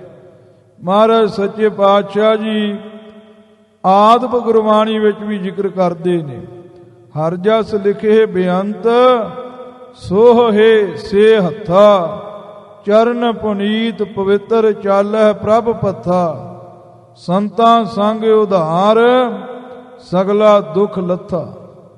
ਮਹਾਰਾਜ ਸਾਹਿਬ ਜੀ ਕਹਿੰਦੇ ਨੇ, ਹਰੀ ਦਾ ਜਸ ਜੋ ਲਿਖਦੇ ਨੇ ਹੱਥ ਉਹ ਸਫਲੇ ਨੇ, ਚਰਨ ਉਹ ਪਵਿੱਤਰ ਨੇ, ਜਿਹੜੇ ਪ੍ਰਭੂ ਦੇ ਪਥਾ ਕਹੀਏ ਰਸਤੇ ਦੇ ਉੱਪਰ ਚੱਲਦੇ ਨੇ, ਪਥ ਮਾਰਗ ਦੇ ਉੱਪਰ ਚੱਲਦੇ ਨੇ। ਸੰਤਾਂ ਦੇ ਨਾਲ ਸੰਗ ਕਰਨੇ ਕਰਕੇ ਸਾਰੇ ਦੁੱਖੜੇ ਲੱਥ ਜਾਂਦੇ ਨੇ। ਸਤ ਬਲਹਾਰੀ ਤਿਨਾ ਜੇ ਸੁਣਤੇ ਹਰ ਕਥਾ। ਇਹ ਸੱਚੇ ਪਾਤਸ਼ਾਹ ਜੀ ਨੇ ਪਾਵਨ ਵਾਕ ਪੰਜਵੇਂ ਰੂਪ ਵਿੱਚ ਜੈਤ ਸ੍ਰੀ ਦੀ ਵਾਰ ਵਿੱਚ ਕੀਤੇ ਨੇ। ਹਰ ਜਸ ਲਿਖੈ ਨਿਤਾ ਪ੍ਰਤ, ਹਰੀ ਦਾ ਜਸ ਨਿਤਾ ਪ੍ਰਤੀ ਲਿਖਦੇ ਨੇ। ਨਿਵਾਵਹਿ ਪ੍ਰਭ ਮੱਥਾ, ਜਿਹੜੇ ਪ੍ਰਭੂ ਚਰਨਾਂ ਤੇ ਮੱਥਾ ਨਵਾਉਂਦੇ ਨੇ। ਲਿਖੈ ਹਰ ਜਸ ਹਸਤ ਪਾਵਨ, ਮਹਾਰਾਜ ਸਾਹਿਬ ਜੀ ਕਹਿੰਦੇ ਨੇ ਹੱਥ ਇਸ ਵਾਸਤੇ ਪ੍ਰਧਾਨ ਨੇ ਕਿ ਹੱਥਾਂ ਦੇ ਨਾਲ ਪ੍ਰਭੂ ਦਾ ਜਸ ਲਿਖਿਆ ਜਾਂਦਾ ਹੈ। ਜਿਹੜੇ ਨਿਤਾ ਪ੍ਰਤੀ ਪ੍ਰਭੂ ਦਾ ਜਸ ਲਿਖਦੇ ਨੇ ਉਹਨਾਂ ਦੇ ਹੱਥ ਪ੍ਰਧਾਨ ਨੇ। ਹੱਥ ਤਾਂ ਵੀ ਪ੍ਰਧਾਨ ਹੈ ਕਿਉਂਕਿ ਜਦੋਂ ਮੱਥਾ ਨਵਾਈਦਾ ਏ ਤੇ ਉਦੋਂ ਹੱਥ ਵੀ ਥੱਲੇ ਲੱਗਦੇ ਨੇ। ਜਦੋਂ ਮੱਥਾ ਟੇਕੀਏ ਦੋਵੇਂ ਹੱਥ ਵੀ ਥੱਲੇ ਲਾ ਕੇ ਮੱਥਾ ਟੇਕਣਾ ਚਾਹੀਦਾ ਹੈ ਕਿਉਂਕਿ ਹੱਥਾਂ ਦੇ ਉੱਪਰ ਗੁਰੂ ਖਾਲਸਾ ਜੀ ਰੇਖਾਵਾਂ ਹੁੰਦੀਆਂ ਨੇ। ਗੁਰੂ ਚਰਨਾਂ ਤੇ ਲੱਗ ਕੇ ਟੇਢੀਆਂ ਰੇਖਾਵਾਂ ਸਿੱਧੀਆਂ ਹੋ ਜਾਂਦੀਆਂ ਨੇ। ਹਰੀ ਦਾ ਜਸ ਲਿਖਣੇ ਕਰਕੇ ਹਸਤ ਪਾਵਨ, ਹੱਥ ਪਵਿੱਤਰ ਨੇ। ਭਗਤ ਭਗਵਤ ਗੀਤ ਹੈ, ਮਹਾਰਾਜ ਕਲਗੀਧਰ ਜੀ ਕਹਿੰਦੇ ਨੇ ਹੱਥ ਤਾਂ ਪਾਵਨ ਨੇ ਕਿਉਂਕਿ ਹਰੀ ਦਾ ਜਸ ਲਿਖਦੇ ਨੇ। ਭਗਵਤ ਵਾਹਿਗੁਰੂ ਦੇ ਭਗਤੀ ਦੇ ਗੀਤ ਲਿਖਦੇ ਨੇ। ਵਾਹਿਗੁਰੂ ਦੇ ਨਾਲ ਕਿਵੇਂ ਮਿਲਣਾ ਹੈ ਉਹਦੀ ਭਗਤੀ ਦੇ ਗੀਤ ਹੱਥ ਲਿਖਦੇ ਨੇ। ਇਸ ਵਾਸਤੇ ਸਫਲੇ ਆਖੀਦੇ ਨੇ। ਹਰ ਕਥਾ ਪਾਵਨ, ਅਗ ਕ੍ਰਿਤ ਨ ਸਾਵਨ। ਮਹਾਰਾਜ ਕਲਗੀਧਰ ਜੀ ਕਹਿੰਦੇ ਹੱਥ ਤਾਂ ਪਵਿੱਤਰ ਨੇ ਕਿਉਂਕਿ ਹੱਥ ਹਰੀ ਦੀ ਪਾਵਨ ਕਥਾ ਲਿਖਦੇ ਨੇ।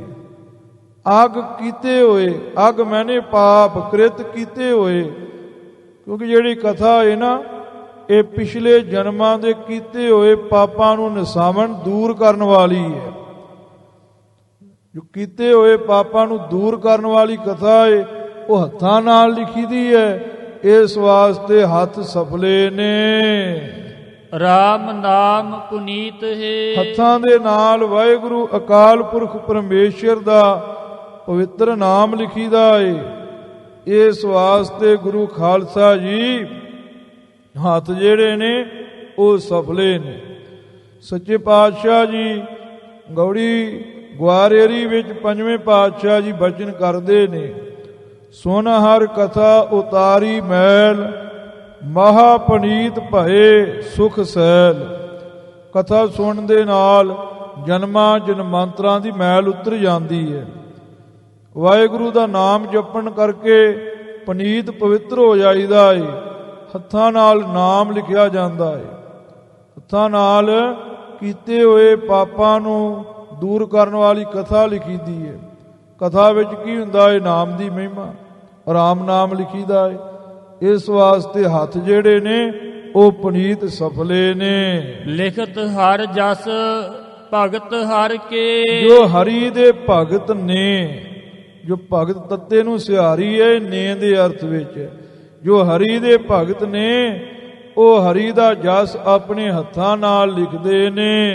ਕਰਤ ਬੰਧਨ ਕਰ ਦੋ, ਕਰ ਮੈਨੇ ਹੱਥਾਂ, ਦੋਨਾਂ ਹੱਥਾਂ ਦੇ ਨਾਲ ਸੱਚੇ ਪਾਤਸ਼ਾਹ ਦੇ ਚਰਨਾਂ ਉੱਪਰ ਮੱਥਾ ਟੇਕਦੇ ਨੇ। ਇਸ ਵਾਸਤੇ ਵੀ ਹੱਥ ਸਫਲੇ ਨੇ। ਬਾਣੀ ਲਿਖਣੇ ਕਰਕੇ ਵੀ ਹੱਥ ਸਫਲੇ ਨੇ। ਧੰਨ ਕਰ ਪ੍ਰਭ ਕਹੁ ਜੁਹਾਰਤ, ਹਾਂ ਉਹ ਹੱਥ ਕਰ ਮੈਨੇ ਹੱਥ ਧੰਨ ਨੇ ਜਿਹੜੇ ਪ੍ਰਭੂ ਦੇ ਅੱਗੇ ਖਲੋ ਕੇ ਪ੍ਰਭੂ ਕਹੋ ਕਹੀਏ ਨੂੰ ਜੁਹਾਰਤ ਨਮਸਕਾਰਾਂ ਕਰਦੇ ਨੇ। ਦੇਹ ਅਸੀਸਨ ਕਰ ਸੋ, ਫਿਰ ਹੱਥ ਸਫਲੇ ਨੇ। ਜਦੋਂ ਕੋਈ ਭਗਤ ਮਹਾਰਾਜ ਦੇ ਚਰਨਾਂ ਤੇ ਮੱਥਾ ਟੇਕਦਾ ਨਾ, ਅੱਗੋਂ ਮਹਾਰਾਜ ਵੀ ਦੋਵੇਂ ਹੱਥਾਂ ਨਾਲ ਅਸੀਸ ਦਿੰਦੇ ਨੇ। ਹੱਥ ਤਾਂ ਪ੍ਰਧਾਨ ਨੇ ਮਨੁੱਖੇ ਜਾਮੇ ਦੇ, ਕਿਉਂਕਿ ਮਨੁੱਖੇ ਜਾਮੇ ਦੇ ਹੱਥਾਂ ਨਾਲ ਹੀ ਮੱਥਾ ਟੇਕਿਆ ਜਾਂਦਾ ਏ ਤੇ ਮਨੁੱਖੇ ਜਾਮੇ ਦੇ ਹੱਥਾਂ ਨਾਲ ਹੀ ਪ੍ਰਭੂ ਅਸੀਸ ਦਿੰਦੇ ਨੇ ਜਦੋਂ ਅਵਤਾਰ ਧਾਰ ਕੇ ਆਉਂਦੇ ਨੇ। ਫਿਰ ਜਦੋਂ ਕਿਸੇ ਨੂੰ ਮੱਥਾ ਟੇਕੀਏ ਉਹ ਵੀ ਹੱਥਾਂ ਨਾਲ ਟੇਕੀਦਾ, ਛੋਟੇ ਨੂੰ ਅਸੀਸ ਦਈਏ ਉਹ ਵੀ ਹੱਥਾਂ ਨਾਲ ਹੀ ਦੇਈਦੀ ਹੈ। ਇਸ ਵਾਸਤੇ ਕਹਿੰਦੇ ਨੇ ਹੱਥ ਉਹੀ ਨੇ ਅਸੀਸ ਦੇਣ ਲਈ ਵੀ ਤੇ ਮੱਥਾ ਟੇਕਣ ਲਈ ਵੀ।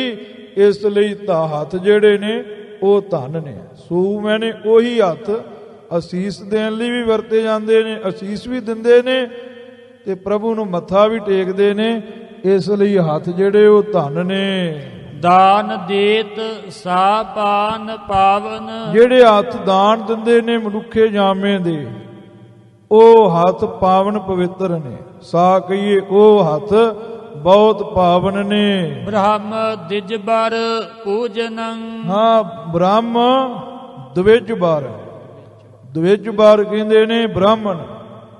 ਜਿਨ੍ਹਾਂ ਬ੍ਰਾਹਮਣਾਂ ਨੇ ਬ੍ਰਹਮ ਨੂੰ ਜਾਣ ਲੈਣਾ ਕੀਤਾ ਹੈ। ਗੁਰੂ ਖਾਲਸਾ ਜੀ ਅੱਜ ਸਿੱਖ ਧਰਮ ਵਿੱਚ ਕਿਹੋ ਜਿਹਾ ਰੌਲਾ ਪੈ ਗਿਆ ਹੈ। ਅੱਜ ਆਪਾਂ ਗੁਰੂ ਖਾਲਸਾ ਜੀ ਤਬਕਿਆਂ ਦੇ ਹੀ ਉਲਟ ਹੋ ਗਏ ਹੈ। ਪਰ ਗੁਰੂ ਨਾਨਕ ਸਾਹਿਬ ਜੀ ਕਿਸੇ ਤਬਕੇ, ਕਿਸੇ ਧਰਮ ਦੇ ਉਲਟ ਨਹੀਂ ਸੀ। ਧਰਮ ਵਿੱਚ ਵਰਤ ਰਹੇ ਪਖੰਡ ਦੇ ਉਲਟ ਸੀ। ਗੁਰੂ ਗ੍ਰੰਥ ਸਾਹਿਬ ਵਿੱਚ ਹਿੰਦੂਆਂ ਦੀ ਬਾਣੀ ਵੀ ਹੈ, ਇਹਦੇ ਵਿੱਚ ਮੁਸਲਮਾਨਾਂ ਦੀ ਵੀ ਬਾਣੀ ਹੈ। ਸੱਚਖੰਡ ਸ੍ਰੀ ਹਰਿਮੰਦਰ ਸਾਹਿਬ ਨੂੰ 4 ਦਰਵਾਜ਼ੇ ਨੇ, 4 ਵਰਨਾਂ ਵਾਸਤੇ ਲੱਗੇ ਹੈ। ਬ੍ਰਾਹਮਣ ਮਾੜਾ ਨਹੀਂ। ਗੁਰੂ ਗ੍ਰੰਥ ਸਾਹਿਬ ਵਿੱਚ ਲਿਖਿਆ ਕਿਹੜਾ ਮਾੜਾ ਨਹੀਂ? ਜਿਹੜਾ ਬ੍ਰਾਹਮਣ ਬ੍ਰਹਮ ਨੂੰ ਜਾਣਦਾ ਹੈ। ਸੱਚੇ ਪਾਤਸ਼ਾਹ ਜੀ ਆਦ ਬਾਣੀ ਵਿੱਚ ਜ਼ਿਕਰ ਕਰਦੇ ਨੇ, ਕਹਿੰਦੇ ਨੇ ਉਹ ਬ੍ਰਾਹਮਣ ਅਸਲੀ ਹੈ, ਉਹ ਪੂਜਣੇ ਯੋਗ ਹੈ ਜਿਹੜਾ ਇੱਕ ਬ੍ਰਹਮ ਨੂੰ ਜਾਣਦਾ ਹੈ। ਜਿਹੜਾ ਵਾਹਿਗੁਰੂ ਅਕਾਲ ਪੁਰਖ ਪਰਮੇਸ਼ਰ ਨੂੰ ਨਹੀਂ ਜਾਣਦਾ, ਸੱਚੇ ਪਾਤਸ਼ਾਹ ਜੀ ਕਹਿੰਦੇ ਨੇ ਉਹਦੀ ਪੂਜਾ ਕਰਨੀ ਇਹ ਸੰਸਾਰ ਦੇ ਉੱਪਰ ਪਖੰਡ ਹੈ। ਮੇਰੇ ਗੁਰੂ ਕੇ ਸਿੱਖ ਇਹ ਕੁਰਾਏ ਦੇ ਉੱਪਰ ਨਾ ਪੈਣ। ਗੁਰੂ ਖਾਲਸਾ ਜੀ ਹਿੰਦੂ ਮਤ ਦੇ ਵਿੱਚ ਜਿਹੜੇ ਬ੍ਰਾਹਮਣ ਸਨ, ਉਹ ਲੋਕਾਂ ਨੂੰ ਰਾਹੂ ਕੇਤੂ ਪੱਤਰੀ ਦੇ ਪਿੱਛੇ ਲਾ ਕੇ ਲੁੱਟਦੇ ਸਨ। ਅਸਲ ਦੇ ਵਿੱਚ ਜੋਤਿਸ਼ ਵੀ ਕੋਈ ਮਾੜੀ ਵਿਦਿਆ ਨਹੀਂ, ਪੁਰਾਣੀ ਸਾਇੰਸ ਹੈ। ਪਰ ਗੁਰੂ ਖਾਲਸਾ ਜੀ ਹੋਣਾ ਕੁਝ ਹੋਰ ਜਾਂ ਪਤਾ ਹੀ ਨਾ ਹੋਣਾ ਤੇ ਭੋਲੇ ਭਾਲੇ ਲੋਕਾਂ ਨੂੰ ਪੁੱਠਾ ਸਿੱਧਾ ਦੱਸ ਕੇ ਲੁੱਟਣਾ ਗੁਰੂ ਨਾਨਕ ਸਾਹਿਬ ਜੀ ਨੂੰ ਇਹ ਪਸੰਦ ਨਾ ਆਇਆ। ਗੁਰੂ ਖਾਲਸਾ ਜੀ ਇੱਕ ਬ੍ਰਾਹਮਣ ਲੋਟਾ ਰੱਖ ਕੇ ਕਹਿ ਰਿਹਾ ਮੈਨੂੰ ਬ੍ਰਹਮੰਡ ਦਿਸ ਰਿਹਾ ਹੈ, ਉਹ ਪ੍ਰਲੋਕ ਦੀਆਂ ਗੱਲਾਂ ਦੱਸ ਰਿਹਾ। ਸੱਚੇ ਪਾਤਸ਼ਾਹ ਨੇ ਉਹਦਾ ਲੋਟਾ ਚੁੱਕ ਲਿਆ, ਉਹਦੇ ਪਿੱਛੇ ਰੱਖ ਦਿੱਤਾ। ਉਹ ਲੋਟੇ ਨੂੰ ਲੱਭਣ ਲੱਗਾ, ਕਹਿਣ ਲੱਗੇ ਤੈਨੂੰ ਆਪਣਾ ਲੋਟਾ ਤੇ ਲੱਭਦਾ ਨਹੀਂ ਵੀ ਕਿੱਥੇ ਹੈ, ਤੇਰੇ ਪਿੱਛੇ ਪਿਆ ਹੈ ਤੇ ਬ੍ਰਹਮੰਡ ਦੀਆਂ ਗੱਲਾਂ ਲੋਕਾਂ ਨੂੰ ਕੀ ਦੱਸਦਾ ਪਿਆ ਹੈ। ਉਹਦਾ ਵਿਰੋਧ ਵੀ ਕੀਤਾ ਹੈ। ਸੋ ਬ੍ਰਾਹਮਣ ਜੋ ਬ੍ਰਹਮ ਵਿਚਾਰੈ, ਆਪ ਤਰੈ ਸਗਲੇ ਕੁਲ ਤਾਰੈ। ਇਹ ਗੁਰੂ ਗ੍ਰੰਥ ਸਾਹਿਬ ਜੀ ਦੇ ਵਾਕ ਨੇ। ਉਹ ਬ੍ਰਾਹਮਣ ਪੂਜਨੇ ਯੋਗ ਹੈ ਜਿਹੜਾ ਬ੍ਰਾਹਮਣ ਬ੍ਰਹਮ ਵਾਹਿਗੁਰੂ ਨੂੰ ਵਿਚਾਰਦਾ ਏ, ਉਹਦੀ ਵਿਚਾਰ ਕਰਕੇ ਉਹਨੂੰ ਜਾਣਦਾ ਏ। ਉਹ ਆਪ ਵੀ ਤਰਦਾ ਏ ਤੇ ਆਪਣੀ ਕੁਲ ਨੂੰ ਵੀ ਤਾਰਦਾ ਏ। ਇਹ ਗੁਰੂ ਗ੍ਰੰਥ ਸਾਹਿਬ ਵਿੱਚ ਲਿਖਿਆ ਏ। ਇਸ ਲਈ ਗੁਰੂ ਖਾਲਸਾ ਜੀ ਕੋਈ ਤਬਕਾ, ਕੋਈ ਮਜ਼ਹਬ, ਕੋਈ ਜਾਤ, ਕੋਈ ਵਰਨ ਨਹੀਂ ਮਾੜਾ ਹੁੰਦਾ, ਉਹਦੇ ਵਿੱਚ ਪਖੰਡ ਮਾੜਾ ਹੈ। ਮਹਾਰਾਜ ਨੇ ਪਖੰਡ ਦਾ ਵਿਰੋਧ ਕੀਤਾ ਹੈ। ਇੱਥੇ ਕਿਹਾ ਏ ਬ੍ਰਹਮ ਦਵਿਜਵਰ, ਦਵਿਜਵਰ ਮੈਨੇ ਸ੍ਰੇਸ਼ਟ ਬਾਹਮਣ, ਸ੍ਰੇਸ਼ਟ ਬ੍ਰਾਹਮਣ। ਜੋ ਬ੍ਰਹਮ ਨੂੰ ਜਾਣਦਾ ਏ ਉਸ ਦੀ ਪੂਜਨ ਕਹੀਏ, ਪੂਜਾ ਵੀ ਹੱਥਾਂ ਨਾਲ ਹੀ ਕੀਤੀ ਜਾਂਦੀ ਹੈ। ਆਖੋ ਸਤਨਾਮ ਸ਼੍ਰੀ ਵਾਹਿਗੁਰੂ। ਕੱਲੇ ਬਾਹਮਣ ਦੀ ਪੂਜਾ ਕਰਨ ਨੂੰ ਨਹੀਂ ਕਿਹਾ। ਕਹਿੰਦੇ ਜਿਹੜਾ ਬ੍ਰਾਹਮਣ ਬ੍ਰਹਮ ਵਾਹਿਗੁਰੂ ਨੂੰ ਜਾਣਦਾ ਹੈ, ਉਹਦੀ ਪਛਾਣ ਰੱਖਦਾ ਏ, ਉਹਦੀ ਪੂਜਨ ਪੂਜਾ ਵੀ ਹੱਥਾਂ ਨਾਲ ਹੀ ਕੀਤੀ ਜਾਂਦੀ ਹੈ। ਭੂਮ ਕੰਚਨ ਬਸਨ ਭੂਖਨ। ਹਾਂ, ਸੰਸਾਰ ਵਿੱਚ ਦਾਨੀ ਬੜੇ ਨੇ। ਕਈ ਧਰਤੀ ਦਾ ਦਾਨ ਕਰਦੇ ਨੇ। ਪਹਿਲੇ ਸਮਿਆਂ ਵਿੱਚ ਬ੍ਰਾਹਮਣਾਂ ਦੇ ਨਾਮ ਤੇ ਧਰਤੀ ਲਗਾ ਦਿੰਦੇ ਸੀ। ਕਈ ਸੋਨੇ ਦਾ ਦਾਨ ਕਰਦੇ ਸੀ, ਕਈ ਨੰਗਿਆਂ ਨੂੰ ਬਸਤਰ ਦਿੰਦੇ ਸੀ, ਕਈ ਗਹਿਣੇ ਦੇ ਕੇ ਨਵਾਜਦੇ ਸਨ। ਅੰਨ ਭੀਖਕ ਭੋਜਨੰ। ਕਈ ਅੰਨ ਦਿੰਦੇ ਸਨ, ਕਿਸੇ ਨੂੰ ਚੌਲ, ਕਿਸੇ ਨੂੰ ਸਾਬਤ ਕਣਕ ਦੇ ਦਿੱਤੀ।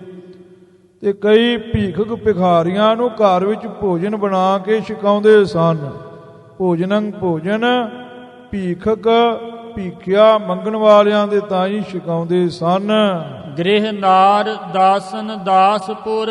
ਹਾਂ, ਕਈ ਇਹੋ ਜਿਹੇ ਦਾਨੀ ਸਨ ਜਿਹੜੇ ਆਪਣੀਆਂ ਰਾਣੀਆਂ ਹੀ ਦਾਨ ਕਰ ਦਿੰਦੇ ਸਨ। ਇਹੋ ਜਿਹੇ ਰਾਜੇ ਮਨੁੱਖ ਵੀ ਵੇਖੀਦੇ ਨੇ। ਗ੍ਰਹਿ ਨਾਰ ਆਪਣੇ ਘਰੋਂ ਆਪਣੀਆਂ ਨਾਰੀਆਂ ਦਾ ਹੀ ਦਾਨ ਕਰ ਦੇਣਾ। ਕਈ ਗੁਰੂ ਖਾਲਸਾ ਜੀ ਭਰਾ ਭਰਾਵਾਂ ਨੂੰ ਹੀ ਆਪਣੀਆਂ ਘਰ ਵਾਲੀਆਂ ਦਾਨ ਕਰਕੇ ਆਪ ਸੇਵਾ ਵਿੱਚ ਪ੍ਰਭੂ ਸਿਮਰਨ ਵਿੱਚ ਜੁਟ ਜਾਂਦੇ ਸਨ। ਐਸੇ ਨਾਨਾ ਪ੍ਰਕਾਰ ਦੇ ਸਾਖੇ ਆਉਂਦੇ ਨੇ। ਮਹਾਂਪੁਰਖ ਬਾਬਾ ਠਾਕੁਰ ਸਿੰਘ ਸਾਹਿਬ ਜੀ ਜਥੇ ਸੰਗਤ ਵਿੱਚ ਰਹਿੰਦੇ ਤੇ ਸੰਤ ਗਿਆਨੀ ਗੁਰਬਚਨ ਸਿੰਘ ਜੀ ਖਾਲਸਾ ਪਿੰਡਰਾਂ ਵਾਲੇ ਮਹਾਂਪੁਰਖ ਐਂ ਲੱਗੇ, ਜਾ ਤੂੰ ਪਿੰਡ ਵਿਆਹ ਕਰਾ ਕੇ ਆ, ਫੇਰ ਤੈਨੂੰ ਜਥੇ ਵਿੱਚ ਰੱਖਣਾ। ਜਦੋਂ ਜ਼ੋਰ ਪਾਇਆ ਮਹਾਂਪੁਰਖਾਂ ਦਾ ਬਚਨ ਮੰਨਣ ਲਈ ਪਿੰਡ ਚਲੇ ਗਏ। ਜਦੋਂ ਗੁਰੂ ਖਾਲਸਾ ਜੀ ਪਿੰਡ ਗਏ, ਸਾਰਾ ਵਿਆਹ ਦੀ ਤਰੀਕ ਮਿਥ ਲਈ ਗਈ। ਜਦੋਂ ਲਾਵਾਂ ਹੋਣ ਲੱਗੀਆਂ ਉਦੋਂ ਆਪਣੇ ਭਰਾ ਨੂੰ ਬਿਠਾਤਾ। ਕਹਿੰਦੇ ਹੁਣ ਤੂੰ ਵਿਆਹ ਕਰਾ ਲਾ, ਮੇਰੇ ਤਾਂ ਬਚਨ ਮੈਂ ਪੁਗਾ ਲਿਆ ਏ, ਮੈਂ ਢੁੱਕ ਗਿਆ ਏ, ਲਾੜਾ ਬਣ ਕਰਕੇ ਜੰਝ ਲੈ ਕੇ ਆ ਗਿਆ ਏ। ਆਪ ਮਹਾਂਪੁਰਖਾਂ ਦੀ ਚਰਨ ਸੰਗਤ ਵਿੱਚ ਚਲੇ ਗਏ। ਇਸ ਤਰੀਕੇ ਦੇ ਨਾਲ ਗੁਰੂ ਖਾਲਸਾ ਜੀ ਕਈ ਘਰ ਵਾਲੀਆਂ ਗ੍ਰਹਿ ਨਾਰ, ਘਰ ਦੀਆਂ ਨਾਰੀਆਂ, ਗ੍ਰਹਿ ਮੈਨੇ ਘਰ ਤੇ ਨਾਰ ਮੈਨੇ ਨਾਰੀਆਂ, ਜਿਹਨੂੰ ਪੰਜਾਬੀ ਵਿੱਚ ਕਹਿ ਦਿੰਦੇ ਨੇ ਘਰ ਵਾਲੀਆਂ। ਕਈ ਦਾਸ, ਕਈ ਦਾਸੀਆਂ, ਕਈ ਪੁਰ ਪਿੰਡ ਹੀ ਦਾਨ ਕਰ ਦਿੰਦੇ ਨੇ। ਬ੍ਰਾਹਮਣਾਂ ਨੂੰ ਪਿੰਡ ਦੇ ਪਿੰਡ ਹੀ ਦਾਨ ਕਰ ਦਿੰਦੇ ਸੀ, ਕਿਉਂਕਿ ਪਿੰਡਾਂ ਦੇ ਚੌਧਰੀ ਹੁੰਦੇ ਸੀ। ਰਾਏ ਬਲਾਰ 20 ਪਿੰਡਾਂ ਦਾ ਚੌਧਰੀ ਸੀ, 20 ਪਿੰਡਾਂ ਦੀ ਉਹਦੀ ਹਕੂਮਤ ਚੱਲਦੀ ਸੀ। ਕਈਆਂ ਨੇ ਕਹਿਣਾ ਵੀ ਆਹ ਪਿੰਡ ਤੁਹਾਡਾ, ਇਹਦੀ ਜਿੰਨੀ ਖੱਟੀ ਆਵੇ, ਜਿੰਨਾ ਲੋਕ ਤੁਹਾਨੂੰ ਮਾਮਲਾ ਤਾਰਨ, ਆਪਣਾ ਗੁਜ਼ਾਰਾ ਕਰੋ। ਇਸ ਤਰੀਕੇ ਨਾਲ ਬੜੇ ਬੜੇ ਦਾਨੀ ਸੰਸਾਰ ਦੇ ਵਿੱਚ ਨੇ। ਗੋ 32 ਛੇਤਰਨ ਦਾਨ ਹੈ। ਹਾਂ, ਕਈ ਗਊ ਦਾਨ ਕਰਦੇ ਨੇ। ਤੇ 32 ਗੁਰੂ ਖਾਲਸਾ ਜੀ ਪਿਆਰੇ ਨੂੰ ਕਹਿੰਦੇ ਨੇ। ਤੇ ਪੁੱਤਰ ਦਾ ਵੀ ਅਰਥ ਹੈ। ਕਈ ਗੁਰੂ ਖਾਲਸਾ ਜੀ ਪੁੱਤਰ ਦਾਨ ਹੀ ਕਰ ਦਿੰਦੇ ਨੇ। ਕਈ ਛੇਤਰਨ ਦਾਨ, ਜਿਵੇਂ ਮੰਦਿਰ ਬਣਾ ਕੇ ਦਾਨ ਕਰ ਦੇਣਾ, ਜਿਵੇਂ ਗੁਰਦੁਆਰਾ ਸਾਹਿਬ ਬਣਾ ਕੇ ਤੇ ਕਹਿਣਾ ਵੀ ਆਹ ਗੁਰਦੁਆਰੇ ਦੀ ਸੇਵਾ ਸੰਭਾਲ ਹੁਣ ਤੁਸੀਂ ਕਰੋ।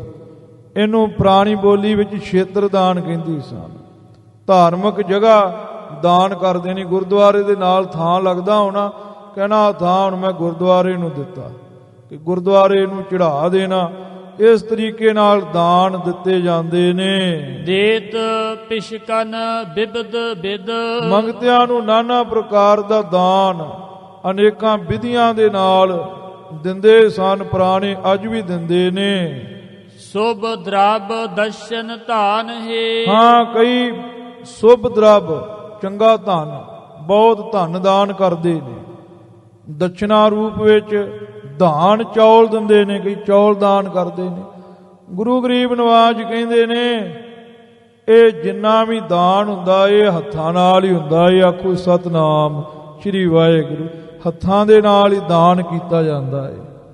ਪਹਿਲਾਂ ਹੱਥਾਂ ਨਾਲ ਹੀ ਚੁੱਲ੍ਹੀ ਭਰਦੇ ਆ, ਜਿਹਨੂੰ ਬਾਣੀ 'ਚ ਲਿਖਿਆ ਨਾ, ਆਪਣਾ ਦੇ ਚੁੱਲ੍ਹੀ ਭਰ ਪਾਣੀ ਤੇ ਨਿੰਦੈ ਜੇ ਗੰਗਾ ਆਨੀ। ਸੋ ਉਹੀ ਬਚਨ ਸੱਚੇ ਪਾਤਸ਼ਾਹ ਜੀ ਕਰਦੇ ਪਏ ਨੇ। ਜਿਹੜਾ ਦਾਨ ਹੁੰਦਾ ਇਹ ਹੱਥਾਂ ਨਾਲ ਹੀ ਹੁੰਦਾ ਹੈ। ਪਹਿਲਾਂ ਦਾਨ ਕਰਨ ਵੇਲੇ ਚੁੱਲ੍ਹੀ ਭਰਦੇ ਨੇ। ਇਹ ਪੁਰਾਣੀ ਸਨਾਤਨ ਮਤ ਦੀ ਰੀਤੀ ਹੈ। ਕਰਤ ਰਸ਼ੀਆ ਦੀਨ ਪ੍ਰਭ ਜਨਨ, ਪ੍ਰਭ ਜਨਨ ਮੈਨੇ ਸੰਤਾਂ ਤੇ ਦੀਨ ਗਰੀਬਾਂ ਦੀ ਰੱਖਿਆ ਵੀ ਹੱਥ ਹੀ ਕਰਦੇ ਨੇ। ਜੇ ਕੋਈ ਗਰੀਬ ਤੇ ਅਤਿਆਚਾਰ ਕਰਦਾ ਹੋਵੇ ਤੇ ਹੱਥਾਂ ਨਾਲ ਹੀ ਰੋਕੀਦਾ ਹੈ ਜ਼ਾਲਮ ਨੂੰ। ਹੱਥਾਂ ਨਾਲ ਹੀ ਸਾਧੂ ਦੀ ਰੱਖਿਆ ਕਰੀਦੀ ਹੈ ਜੇ ਕਿਸੇ ਸਾਧੂ ਤੇ ਅਤਿਆਚਾਰ ਹੁੰਦਾ ਹੋਵੇ। ਨਗਰ ਬਾਸਨ ਤੁਜਾਹੇ, ਅੱਜ ਕੱਲ ਜਿਵੇਂ ਗੁਰੂ ਖਾਲਸਾ ਜੀ ਦੇਸ਼ ਦਾ ਇੱਕੋ ਹੀ ਝੰਡਾ ਹੈ। ਪਹਿਲੇ 22 ਸੂਬੇ ਹੁੰਦੇ ਸੀ ਹਿੰਦੁਸਤਾਨ ਦੇ ਤੇ 22 ਝੰਡੇ ਹੁੰਦੇ ਸੀ ਅੱਡੋ ਅੱਡ। ਪਿੰਡਾਂ ਦੇ ਵੱਖੋ ਵੱਖਰੇ ਝੰਡੇ ਹੁੰਦੇ ਸਨ। ਨਗਰ ਬਾਸਨ ਤੁਜਾਹੇ, ਨਗਰ ਕਹੀਏ ਪਿੰਡ ਤੇ ਬਾਸਨ ਮੈਨੇ ਵਸਣ ਵਾਲੇ, ਜਿਹੜੇ ਪਿੰਡਾਂ ਵਿੱਚ ਵਸਣ ਵਾਲੇ। ਸਿੱਧਾ ਅਰਥ ਕਰੀਏ ਨਗਰ ਵਾਸੀ। ਨਗਰ ਬਾਸ ਮੈਨੇ ਨਗਰ ਵਾਸੀ ਤੇ ਨਗਰ ਬਾਸਨ ਮੈਨੇ ਨਗਰ ਵਾਸੀਆਂ ਦਾ ਜੋ ਝੰਡਾ ਹੁੰਦਾ ਸੀ ਉਹਦੀ ਰੱਖਿਆ ਵੀ ਹੱਥਾਂ ਨਾਲ ਹੀ ਕਰੀਦੀ ਹੈ।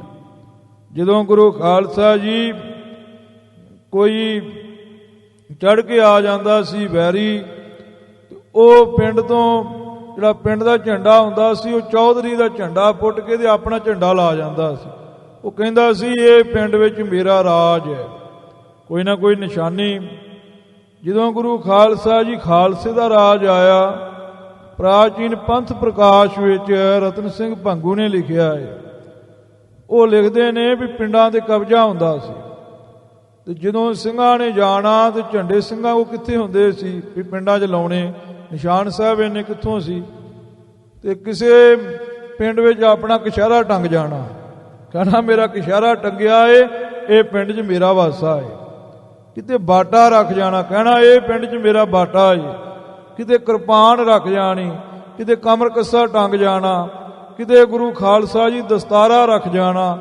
ਇਦਾਂ ਪਿੰਡਾਂ ਦੇ ਗੁਰੂ ਕੇ ਸਿੰਘਾਂ ਦਾ ਰਾਜ ਜਦੋਂ ਖਾਲਸਾ ਰਾਜ ਸੀ ਹੋਇਆ ਹੌਲੇ ਹੌਲੇ। ਸੋ ਮਹਾਰਾਜ ਸਾਹਿਬ ਜੀ ਕਹਿੰਦੇ ਨਗਰ ਵਾਸੀਆਂ ਦੇ ਜੋ ਝੰਡੇ ਹੁੰਦੇ ਨੇ ਉਹਨਾਂ ਦੀ ਰੱਖਿਆ ਵੀ ਹੱਥਾਂ ਨਾਲ ਹੀ ਕੀਤੀ ਜਾਂਦੀ ਹੈ। ਦਲਤ ਦੁਸ਼ਟਨ ਥਾਹੁ ਬਿਕਰਮ। ਹਾਂ, ਦਲਤ ਦੁਸ਼ਟਨ ਬਾਹੋ ਬਿਕਰਮ। ਕੱਟੂ ਵਾਲੀ ਬੀੜ ਤੇ ਮਾਤਾ ਜੀ ਦੇ ਸਰੂਪ ਵਿੱਚ ਬਾਹੋ ਹੀ ਪਾਠ ਹੈ। ਬਾਹੋ ਮੈਨੇ ਬਾਹਾਂ, ਬਿਕਰਮ ਮੈਨੇ ਬਲ। ਜਿਨ੍ਹਾਂ ਦੀਆਂ ਬਾਹਾਂ ਵਿੱਚ ਬਹੁਤਾ ਬਲ ਹੈ ਉਹਨਾਂ ਦੁਸ਼ਟਾਂ ਨੂੰ ਵੀ ਹੱਥਾਂ ਨਾਲ ਹੀ ਦਲਿਆ ਜਾਂਦਾ ਏ। ਕਿਰਪਾਨ ਪਾਨਨ ਭੁਜਾਹੇ। ਇਹ ਮਹਾਰਾਜ ਕਲਗੀਧਰ ਜੀ ਕਹਿੰਦੇ ਨੇ ਫਿਰ ਕਿਰਪਾਨ ਨੂੰ ਪਾਨਨ ਕਹੀਏ, ਗ੍ਰਹਿਣ ਕਰਨ ਵਾਲੇ ਵੀ ਭੁਜਾ ਮੈਨੇ ਹਾਥੀ ਨੇ। ਮਹਾਨ ਕੋਸ਼ ਵਿੱਚ ਕਾਹਨ ਸਿੰਘ ਨਾਭਾ ਜੀ ਨੇ ਭੁਜਾ ਦਾ ਅਰਥ ਬਾਂਹ ਵੀ ਦਿੱਤਾ ਹੈ ਤੇ ਹੱਥ ਵੀ ਦਿੱਤਾ ਹੈ। ਕਿਰਪਾਨ ਨੂੰ ਪਾਨਨ ਕਹੀਏ, ਗ੍ਰਹਿਣ ਵੀ ਭੁਜਾ ਹੱਥਾਂ ਦੇ ਨਾਲ ਹੀ ਕੀਤਾ ਜਾਂਦਾ ਏ। ਧਰਮ ਤੁਜਾ ਸਹਾਏ ਦੀਨਨ। ਹਾਂ, ਜੋ ਧਰਮ ਦੀ ਝੰਡਾ ਹੀ ਹੈ, ਧਰਮ ਦਾ ਨਿਸ਼ਾਨ ਹੈ, ਤੇ ਦੀਨਨ ਗਰੀਬਾਂ ਦੀ ਜੋ ਸਹਾਇਤਾ ਹੈ ਉਹ ਵੀ ਹੱਥਾਂ ਦੇ ਨਾਲ ਹੀ ਕੀਤੀ ਜਾਂਦੀ ਹੈ। ਧਰਮ ਤੁਜਾ ਉਹਨੂੰ ਕਹਿੰਦੇ ਨੇ ਜਿਹੜੇ ਨਿਸ਼ਾਨ ਹੇਠ ਧਰਮ ਦਾ ਹੀ ਕੰਮ ਹੋਵੇ, ਉਹਨੂੰ ਕਹਿੰਦੇ ਆ ਧਰਮ ਤੁਜਾ। ਜਿਹੜਾ ਸ੍ਰੀ ਅਕਾਲ ਤਖਤ ਸਾਹਿਬ ਖਾਲਸੇ ਦਾ ਨਿਸ਼ਾਨ ਲੱਗਾ ਏ ਉਹਦੇ ਹੇਠ ਕਾਨੂੰਨ ਹੈ ਵੀ ਧਰਮ ਤੋਂ ਇਲਾਵਾ ਪਾਪ ਕਰਮ ਨਹੀਂ ਹੋ ਸਕਦਾ, ਧਰਮ ਦਾ ਕੰਮ ਹੀ ਹੋ ਸਕਦਾ ਹੈ। ਇਸ ਲਈ ਗੁਰੂ ਕੇ ਖਾਲਸੇ ਦਾ ਨਿਸ਼ਾਨ ਧਰਮ ਤੁਜਾ ਹੈ। ਧਰਮੀ ਰਾਜਿਆਂ ਦਾ ਨਿਸ਼ਾਨ ਧਰਮ ਤੁਜਾ ਕਹਿਲਾਉਂਦਾ ਹੈ। ਧਰਮ ਤੁਜਾ ਦੀ ਰੱਖਿਆ ਕਿ ਧਰਮ ਤੁਜਾ ਨੂੰ ਪੁੱਟ ਕਰਕੇ ਕੋਈ ਪਾਪ ਤੁਜਾ ਨਾ ਲਗਾ ਦੇਵੇ, ਤੇ ਗਰੀਬਾਂ ਦੀ ਜੋ ਸਹਾਇਤਾ ਉਹ ਵੀ ਹੱਥਾਂ ਨਾਲ ਹੀ ਹੁੰਦੀ ਹੈ। ਪ੍ਰਜਾ ਰਛਕ ਜਾਨੀਐ। ਹੱਥਾਂ ਨੂੰ ਪ੍ਰਜਾ ਰਛਕ ਜਾਣੋ, ਪ੍ਰਜਾ ਦੀ ਰੱਖਿਆ ਕਰਨ ਵਾਲੇ।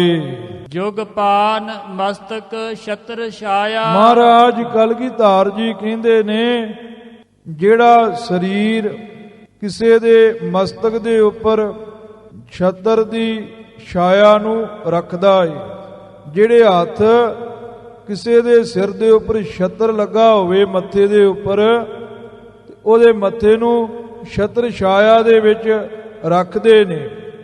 ਭਾਵ ਜਿਹੜਾ ਸੂਰਮਾ ਹੁੰਦਾ ਏ ਨਾ, ਉਹ ਚਾਹਵੇ ਤੇ ਰਾਜੇ ਦੇ ਸਿਰ ਤੋਂ ਛਤਰ ਛਾਇਆ ਲੱਥ ਵੀ ਸਕਦੀ ਹੈ, ਤੇ ਉਹ ਨਾ ਚਾਹਵੇ ਤੇ ਰਾਜੇ ਦੇ ਸਿਰ ਦੇ ਉੱਪਰ ਛਤਰ ਛਾਇਆ ਬਣੀ ਰਹਿ ਸਕਦੀ ਹੈ, ਕਿਉਂਕਿ ਸੂਰਮੇ ਨੇ ਆਪਣੇ ਹੱਥਾਂ ਨਾਲ ਹੀ ਰੋਕਣਾ ਹੁੰਦਾ ਹੈ ਨਾ, ਵੈਰੀ ਦੇ ਤਾਈਂ, ਵੈਰੀ ਦਲ ਦੇ ਤਾਈਂ। ਸੋ ਸੱਚੇ ਪਾਤਸ਼ਾਹ ਜੀ ਕਹਿੰਦੇ ਨੇ ਦੋਵੇਂ ਹੱਥਾਂ ਦੇ ਨਾਲ ਕਿਸੇ ਦੇ ਸਿਰ ਦੇ ਉੱਪਰ ਛਤਰ ਛਾਇਆ ਬਣੀ ਰਹਿੰਦੀ ਹੈ। ਸੁਖ ਦਾਏ ਦੀਨਨ ਮਾਨੀਐ। ਹਾਂ, ਦੀਨਨ ਗਰੀਬਾਂ ਦੇ ਤਾਈਂ, ਸੁਖ ਦੇਣ ਵਾਲੇ ਵੀ ਹਾਥੀ ਮੰਨੇ ਜਾਂਦੇ ਨੇ। ਫਿਰ ਪੜ੍ਹ ਦਿਓ ਧਰਮ ਤੁਜਾ। ਧਰਮ ਤੁਜਾ ਸਹਾਏ ਦੀਨਨ। ਸਾਹਿਬ ਜੀ ਕਹਿੰਦੇ ਨੇ ਜਿਹੜਾ ਸਰੀਰ ਧਰਮ ਦੇ ਨਿਸ਼ਾਨ ਨੂੰ ਬਚਾਉਂਦਾ ਏ ਤੇ ਗਰੀਬਾਂ ਦੀ ਸਹਾਇਤਾ ਕਰਦਾ ਏ। ਪ੍ਰਜਾ ਰਛਕ ਜਾਨੀਐ। ਜਿਹੜਾ ਸਰੀਰ ਪ੍ਰਜਾ ਦੀ ਰੱਖਿਆ ਕਰਨ ਵਾਲਾ ਜਾਨੀਐ, ਜਾਣਿਆ ਜਾਂਦਾ ਏ। ਜੁਗ ਪਾਨ ਮਸਤਕ ਛਤਰ ਛਾਇਆ। ਮਹਾਰਾਜ ਕਲਗੀਧਰ ਜੀ ਕਹਿੰਦੇ ਨੇ ਜਿਹੜਾ ਦੋਨਾਂ ਹੱਥਾਂ ਦੇ ਨਾਲ ਗਰੀਬਾਂ ਦੇ ਮਸਤਕ ਸਿਰ ਦੇ ਉੱਪਰ ਆਪਣੀ ਛਤਰ ਛਾਇਆ ਕਰਦਾ ਹੈ। ਜਦੋਂ ਗੁਰੂ ਖਾਲਸਾ ਜੀ ਰਾਜਾ ਪ੍ਰਜਾ ਨੂੰ ਅਸੀਸ ਦਿੰਦਾ ਹੈ ਨਾ, ਉਹ ਦੋਵੇਂ ਹੱਥ ਅੱਗੇ ਵਧਾ ਕੇ ਤੇ ਪਰਜਾ ਨੂੰ ਕਹਿੰਦਾ ਮੇਰੀ ਛਤਰ ਛਾਇਆ ਤੁਹਾਡੇ ਸਿਰ ਦੇ ਉੱਪਰ ਹੈ, ਤੁਸੀਂ ਚਿੰਤਾ ਨਾ ਕਰੋ। ਦੋਵਾਂ ਹੱਥਾਂ ਦੇ ਨਾਲ ਹੀ ਛਤਰ ਛਾਇਆ ਦਿੱਤੀ ਜਾਂਦੀ ਹੈ ਨਾ ਪਰਜਾ ਦੇ ਸਿਰ ਉੱਪਰ। ਸਾਹਿਬ ਜੀ ਕਹਿੰਦੇ ਨੇ ਜਿਹੜਾ ਦੋਵਾਂ ਹੱਥਾਂ ਦੇ ਨਾਲ ਗਰੀਬਾਂ ਦੇ ਸਿਰ ਦੇ ਉੱਪਰ ਮਸਤਕ ਦੇ ਉੱਪਰ ਆਪਣੀ ਛਤਰ ਛਾਇਆ ਦਿੰਦਾ ਏ, ਸੁਖਦਾਏ ਦੀਨਨ ਮਾਨੀਐ। ਜਿਹੜਾ ਸਰੀਰ ਦੀਨਨ ਗਰੀਬਾਂ ਲਈ ਸੁਖਦਾਈ ਮੰਨਿਆ ਜਾਂਦਾ ਏ, ਸਰੀਰ ਸਾ ਪ੍ਰਧਾਨ ਗਨੀਏ। ਉਹ ਸਰੀਰ ਪ੍ਰਧਾਨ ਗਣਨਾ ਕਰੋ ਗੁਰੂ ਖਾਲਸਾ ਜੀ, ਗਣਿਆ ਜਾਂਦਾ ਏ ਉਹ ਪ੍ਰਧਾਨ। ਉਹ ਸਰੀਰ ਬਹੁਤੇ ਲੋਕਾਂ ਵਿੱਚ ਸਾਰੀ ਲੁਕਾਈ ਵਿੱਚ ਉਹ ਪ੍ਰਧਾਨ ਗਣਿਆ ਜਾਂਦਾ ਏ, ਵਿਚਾਰਿਆ ਜਾਂਦਾ ਏ। ਮਾਨੀਐ ਇਹ ਦੋ ਦਨਾਵਾਂ ਲੱਗੀਆਂ ਏ ਜੀ। ਉਪਕਾਰ ਕਾਰਕ ਤਾਪਸੀ। ਮਹਾਰਾਜ ਕਲਗੀਧਰ ਜੀ ਕਹਿੰਦੇ ਨੇ ਉਹਨੂੰ ਉਪਕਾਰ ਕਾਰਕ, ਉਹ ਸਰੀਰ ਨੂੰ ਉਪਕਾਰ ਕਰਨ ਵਾਲਾ ਕਹਿੰਦੇ ਨੇ। ਵੱਡੇ ਵੱਡੇ ਤਾਪਸੀ ਤਪਸਵੀ ਧਨ ਸਾ ਵਪ ਮਾਨੁਖ ਕਹੀਏ। ਹਾਂ ਧਨ ਉਹ ਮਨੁੱਖਾ ਸਰੀਰ ਆਖੀਏ, ਸਾ ਮੈਨੇ ਉਹ ਧਨ ਕਹੀਏ, ਧਨਤਾ ਦੇ ਯੋਗ ਮਨੁੱਖਾ ਸਰੀਰ ਕਹੀਏ, ਮੈਨੇ ਆਖਿਆ ਨਾ ਕਰੀਏ ਖਾਲਸਾ ਜੀ। ਜਾਂ ਧਨ ਸਾ ਧਨਤਾ ਦੇ ਤਾਈ ਧਨਤਾ ਵਰਗਾ ਹੀ, ਸਾ ਮੈਨੇ ਵਰਗਾ ਧਨਤਾ ਵਰਗਾ ਹੀ ਮਨੁੱਖਾ ਸਰੀਰ ਆਖੀਏ। ਸਫਲ ਆਇਆ ਜਾਪਸੀ। ਹਾਂ ਜਿਹਦਾ ਸਰੀਰ ਜਹਾਨ ਦੇ ਉੱਪਰ ਆਇਆ ਸਫਲਾ ਜਾਪਦਾ ਹੈ। ਜਿਨੇ ਜੋ ਕਰਮ ਉੱਪਰ ਦੱਸੇ ਨੇ ਉਹ ਪਰਉਪਕਾਰ ਦੇ ਕਰਮ ਕਰਕੇ ਆਪਣੇ ਸਰੀਰ ਨੂੰ ਸਫਲਿਆ ਕਰ ਲਿਆ ਏ। ਪਸ ਪ੍ਰੇਤ ਤ੍ਰਿਗਦ ਤੇ ਬੁਰੈ। ਹਾਂ ਪਸ਼ੂ ਪ੍ਰੇਤ ਤ੍ਰਿਗਦ ਟੇਢੀਆਂ ਜੂਨਾਂ ਤੋਂ ਵੀ ਬੁਰੇ ਹਨ। ਹਰ ਬੇਮੁਖ ਜੇ ਤਨ ਜਗ ਜਾਏ। ਜਿਹੜੇ ਹਰੀ ਤੋਂ ਬੇਮੁਖ ਮਨੁੱਖਾ ਤਨ ਲੈ ਕਰਕੇ ਜਗਤ ਵਿੱਚ ਜਏ ਜੰਮੇ ਨੇ, ਹਰੀ ਵੱਲ ਨੂੰ ਮੁਖ ਨਹੀਂ ਕਰਦੇ, ਬੇਮੁਖ ਰਹਿੰਦੇ ਨੇ, ਉਹ ਪਸ਼ੂਆਂ ਪ੍ਰੇਤਾਂ ਤ੍ਰਿਗਦ ਜੂਨਾਂ ਤੋਂ ਵੀ ਬੁਰੇ ਨੇ। ਭਾਵੇਂ ਉਹਨਾਂ ਨੂੰ ਮਨੁੱਖਾ ਸਰੀਰ ਪ੍ਰਾਪਤ ਹੀ ਹੈ, ਪਰ ਗੁਰੂ ਖਾਲਸਾ ਜੀ ਕਲਗੀਧਰ ਜੀ ਕਹਿੰਦੇ ਨੇ ਉਹ ਧਨ ਵਰਗੇ ਹੀ ਨੇ, ਉਹ ਧਨਤਾ ਦੇ ਯੋਗ ਨੇ। ਸਾ ਉਹ ਧਨ ਆਖੀਏ ਮਨੁੱਖਾ ਸਰੀਰ ਜਿਨ੍ਹਾਂ ਦਾ ਆਇਆ ਸਫਲਾ ਜਾਪਦਾ ਏ, ਸ਼ੁਭ ਗੁਣਾਂ ਦੇ ਸਹਿਤ, ਪਰਉਪਕਾਰ ਦੇ ਸਹਿਤ, ਜੋ ਆਪਣੇ ਤਨ ਨੂੰ ਹੰਡਾਉਂਦੇ ਨੇ, ਜੈਸਾ ਬਾਬਾ ਪਾਲਾ ਸਿੰਘ ਜੀ ਗਊਆਂ ਵਾਲਿਆਂ ਨੇ ਹੰਡਾਇਆ ਹੈ, ਉਹ ਧਨ ਨੇ। ਤੇ ਜਿਹੜੇ ਹਰੀ ਤੋਂ ਬੇਮੁਖ ਰਹਿ ਕੇ ਨਿਖਿੱਧ ਕਰਮ ਕਰਦੇ ਨੇ, ਮਨੁੱਖਾ ਸਰੀਰ ਲੈ ਕੇ ਜਗਤ ਵਿੱਚ ਜੰਮੇ ਨੇ, ਉਹ ਪਸ਼ੂ ਪ੍ਰੇਤ ਤ੍ਰਿਗਦ ਜੂਨਾਂ ਤੋਂ ਵੀ ਬੁਰੇ ਨੇ। ਬਸਤ ਦੋਜਖ ਬਾਸ ਕਲਪਨ। ਹਾਂ ਕਲਪਾਂ ਪ੍ਰਯੰਤ ਉਹ ਦੋਜਕ ਨਰਕਾਂ ਵਿੱਚ ਵਸਦੇ ਨੇ। 9 ਯੁੱਗਾਂ ਦਾ ਵੀ ਕਲਪ ਆਖਿਆ ਏ, ਬ੍ਰਹਮੇ ਦੇ ਦਿਨ ਨੂੰ ਵੀ ਕਲਪ ਆਖਿਆ ਏ ਕਈ ਗ੍ਰੰਥਾਂ ਵਿੱਚ। ਬੇਗਤ ਅਦੋਗਤ ਦੁਖ ਨਾਏ। ਹਾਂ ਉਹ ਬੇਗਤ ਉਹਨਾਂ ਦੀ ਮੁਕਤੀ ਨਹੀਂ ਹੁੰਦੀ, ਉਹ ਗਤ ਕਹੀਏ ਮੁਕਤੀ ਤੋਂ ਬਿਨਾਂ ਹੀ ਰਹਿ ਜਾਂਦੇ ਨੇ। ਤੇ ਅਦੋਗਤ ਟੇਢੀਆਂ ਮੇਢੀਆਂ ਜੂਨਾਂ ਵਿੱਚ ਜਾਂਦੇ ਨੇ, ਅਪਗਤ ਹੋ ਜਾਂਦੇ ਨੇ। ਤੇ ਨਏ ਕਹੀਏ ਨਵੇਂ ਹੀ ਦੁੱਖ ਸਹਾਰਦੇ ਨੇ, ਨਿਤ ਨਵੇਂ ਹੀ ਦੁੱਖ ਉਹਨਾਂ ਨੂੰ ਪੈਂਦੇ ਨੇ। ਪਸ ਪ੍ਰੇਤ ਤ੍ਰਿਗਦ ਤੇ ਬੁਰੈ, ਹਰ ਬਿਮੁਖ ਜੇ ਤਨ ਜਗ ਜਾਏ। ਬਸਤ ਦੋਜਖ ਬਾਸ ਕਲਪਨ, ਬੇਗਤ ਅਦੋਗਤ ਦੁਖ ਨਏ। ਵਾਹਿਗੁਰੂ ਜੀ ਕਾ ਖਾਲਸਾ, ਵਾਹਿਗੁਰੂ ਜੀ ਕੀ ਫਤਿਹ।